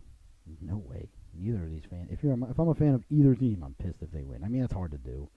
I understand, but I've been there with the Islanders, so it's hard to do. You never want to root against your team, but yeah, I have no interest in this game. There's another one. How do you even come up with a line for this? Like, what's the line on this? It's got to be. I guess the Cardinals got to be favored. They're home, and they at least got their starting quarterback in. I guess. I mean, God, I wouldn't bet this game. Started off as a pick'em. San Francisco's -1, so the money's actually moving towards San Francisco a little bit. But no way. There's not enough talent on the field to put money on it. Best game at 4 o'clock. Packers at the Rams. I'm sure the Rams are Packers 3-3. What are the Packers? Where are you? 3-2-1. Okay, and the Rams obviously 7-0. Rams. I mean, the Rams are going to have a game where they slip up, but I highly doubt this is going to be it, and this is going to be a statement game too, because people are going to be like, Aaron Rodgers. They're going to hear about Aaron Rodgers all week, and the Rams are going to come out and whack them. Packers are not that good of a team. They're doing it with smoke and mirrors. Of course, though, been saying that about the Texans, and they won 5 in a row, so don't listen to me. Rams are opened up at 10.5, went down to 9.5. Rams are giving 9. I would take the Rams. I'd take the Rams. LA Rams for 50 cents. -9.5. Yeah, because then that's a touchdown. A field goal wins that game. And I like Carolina. What was the Carolina line? Carolina +2.5 at home. That's a lot. That's a lot at home. That means that Baltimore's 5 points better in the eyes of people. No, I don't buy that. I don't buy that. Carolina's very tough at home. They're an enigma. They're a funny team. They're hard to tell, but I think they're going to win that game. And then Sunday night's up. Sunday night's a heavyweight battle. Doesn't get any better than this. 4 antlers of interest here on Sunday night because my mom's a huge Vikings fan to begin with. Saints at Vikings. Wow. That's a good one right there. That is a good one. Vikings come in 4-2-1. Saints come in 5-1. Saints just won in Baltimore. If the Saints can win in Baltimore and are they home? I'm sorry. Hold on. Hold. Are they home? What did I just say? Come on, brain. I don't like you and you don't like me, but we've got to work together. Man, I went all the way back to week 1. Thanks a lot. Now, of course, we're going to buffer. No. Vikings are home. So if the Saints can win back-to-back weeks in Baltimore and in Minnesota, you got to really start to say, wow, that's impressive. I guess Minnesota's going to be favorite? I don't know. Minnesota is a pick'em. That game's a pick'em, huh? 52 is the over. I might look at the over. I would look at the over there. Yeah, I like the over. There. 52. Yeah, I would consider the over for 50 cents. So I like Carolina +2.5. Like the Rams -9.5, and kind of like the over. If I was up 2-0, if I was 2-0, I'd take the over. Guys, I gotta take something on Sunday night. I can't not have anything on Sunday night because you gotta have something on Sunday night. It's the only game, so I always gotta have something at 1, something at 4, and something on Sunday and something on Monday. So I'll take the over there. We'll write down the over for 50 cents. I'm not thrilled about it, but I'll take it. And then the Monday night affair, I can't believe I got to say this, but you got to take the Buffalo Bills. You know the rule. Home NFL team getting more than 6.5 points covers 85% of the time. Bills are getting 14. A lot of backdoor cover opportunities there. Don't know, whatever. The Minnesota game gave 4 antlers. The Patriot game 4 antlers because it's a Patriot game no matter what. I don't know if I gave 4 or 5 there. 5's fine. Like I said, I can never ever not get excited for a Patriot affair. Cause tonight I didn't get into it much. Is Game 3 of the World Series. I wonder what the I took the Dodgers in Games 1 and 2, getting a running and a half. Lost on both, so I don't know if the Dodgers are giving anything tonight. I don't think I could take the Dodgers giving since they didn't cover when I was getting. And they got a rookie on the mound, which, whatever. I don't know. I don't know enough about baseball. I just know he's a rookie, so. And I lost. What happened there? Let's see. Our problems may be solved. Ed McMahon. Yeah, Dodgers are giving a run and a half? No. That's a negative Ghost Rider. Let's see what's the over-under in this game. Because I swore off hockey. Remember, I swore off hockey for the week, and still not winning. 7.5. That's 4-3. No, 5-3. Oh gosh, excuse me. All right, let's look at the hockey lines. Let's look at the hockey lines, even though I said I wasn't going to do hockey anymore for the rest of the week. Oh, today's Friday. It's a new week. Oh, that's right. It's a new week. I was 2-5 for my locks this week, so you could have made a lot of money. Oh, how about the Penguins? I didn't get into the Penguins. I wanted to get into the Penguins a little bit today, but how about the Penguins? Holy cow, ladies and gentlemen. 9-1 in Calgary. And Calgary was playing well. They went they went into Edmonton, took care of business there, 6-5, and then they went to Calgary. I mean, they're having a nice little Western Canada swing going on there. 9-1. Wow, impressive. Good to see the Rangers lose. Capitals, obviously having a little hangover. That's good. The Coyotes, I always keep an eye on the Coyotes. The boys are Coyote fans, so good to see them. They're playing well. They're 4-5. They started off the season, I believe they were 0-3, and then they were 1-4, so they're 4-5. So good for them. Let's see what's on the old docket tonight. We got the Lightning and the Golden Knights. Ooh, 6 o'clock start. That's interesting. Why is it starting at 6 o'clock on a Friday? That's weird. Sharks at Hurricanes. That's going to be a good game. I'm watching that game tonight, no doubt. No diggity. Jets at Red Wings. Oh my God! I gotta mention this real quick because I'm gonna wrap up the show. It's been a real long show today, but you don't mind that. Hats off to the Red Wings. I mean, unbelievable. What a great organization. I know they're not, they're struggling right now. Where are they? They're 1-6, but they've had this campaign for a long time where they partnered with Arby's, where if a Red Wing player scores a hat trick at home, everybody gets free curly fries the next day. So apparently it didn't happen at all last year, and they've played 9 games now, and they've scored 20 goals. So they're not even averaging anywhere near 3 goals a game. They're barely averaging 2 goals a game. So for them to realistically get a hat trick, they've conceded. They've let up 20 goals. They've let up 39, and scored 20. So that tells you everything you need to know about the Red Wings and how their season's going thus far. They're definitely going to be in the running there for the first pick overall. So anyway, the Red Wings and Arby's decided to change things up. If the Red Wings score more than 3 goals during a home game, just the Red Wings. So if they win tonight or if they lose tonight, if they lose tonight 10-4, everybody gets free curly fries at Arby's. I mean, I think that's brilliant. I mean, it's give the fans something. You're 1-6. Get if you walk in and you get free, Arby's is smart. I'm not gonna walk into Arby's and say, yeah, can I have my curly fries, and turn around and say, okay, see ya. That's not happening. I'm definitely getting a beef and cheddar, and I'm probably gonna grab the cow at the door that's holding the chalkboard too, and head out the door. So good job there by the Red Wings. I just wanted to say that. And Ottawa is at the Senators. So it's 2 good games tonight. Lightning at Vegas, and Sharks at Hurricanes. That's the one I'm going to be watching. Let's see here. I can tell you what the line's going to be. Every home team's giving a goal and a half, except for the Red Wings going to be getting a goal and a half at home. I mean, that's just what it's going to be. I don't know. I like the over in the Canes game. Canes can score. Canes let up a lot of goals. Wish they shouldn't, but they do. Let's see here. Let's see what do we got here? Because I gotta make a pick for tonight. I gotta start off the week right. We always restart the week on Friday because Sophie has her shows on Friday. Like I said last week, my locks were 2-5. So man, I really should feel ashamed. Vegas is getting a goal and a half at home, huh? Really? Carolina's getting a goal and a half tonight? No. Wait.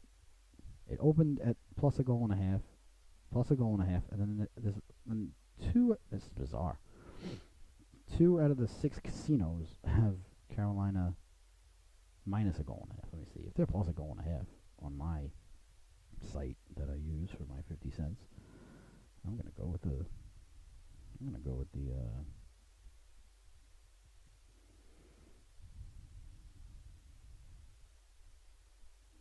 go with the...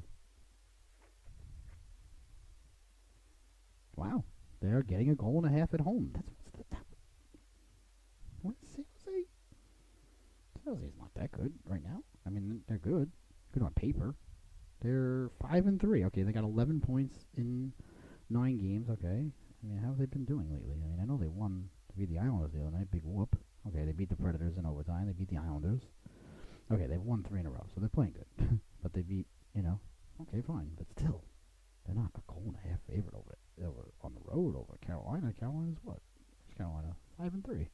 They got 11 points too. No way. I'm taking...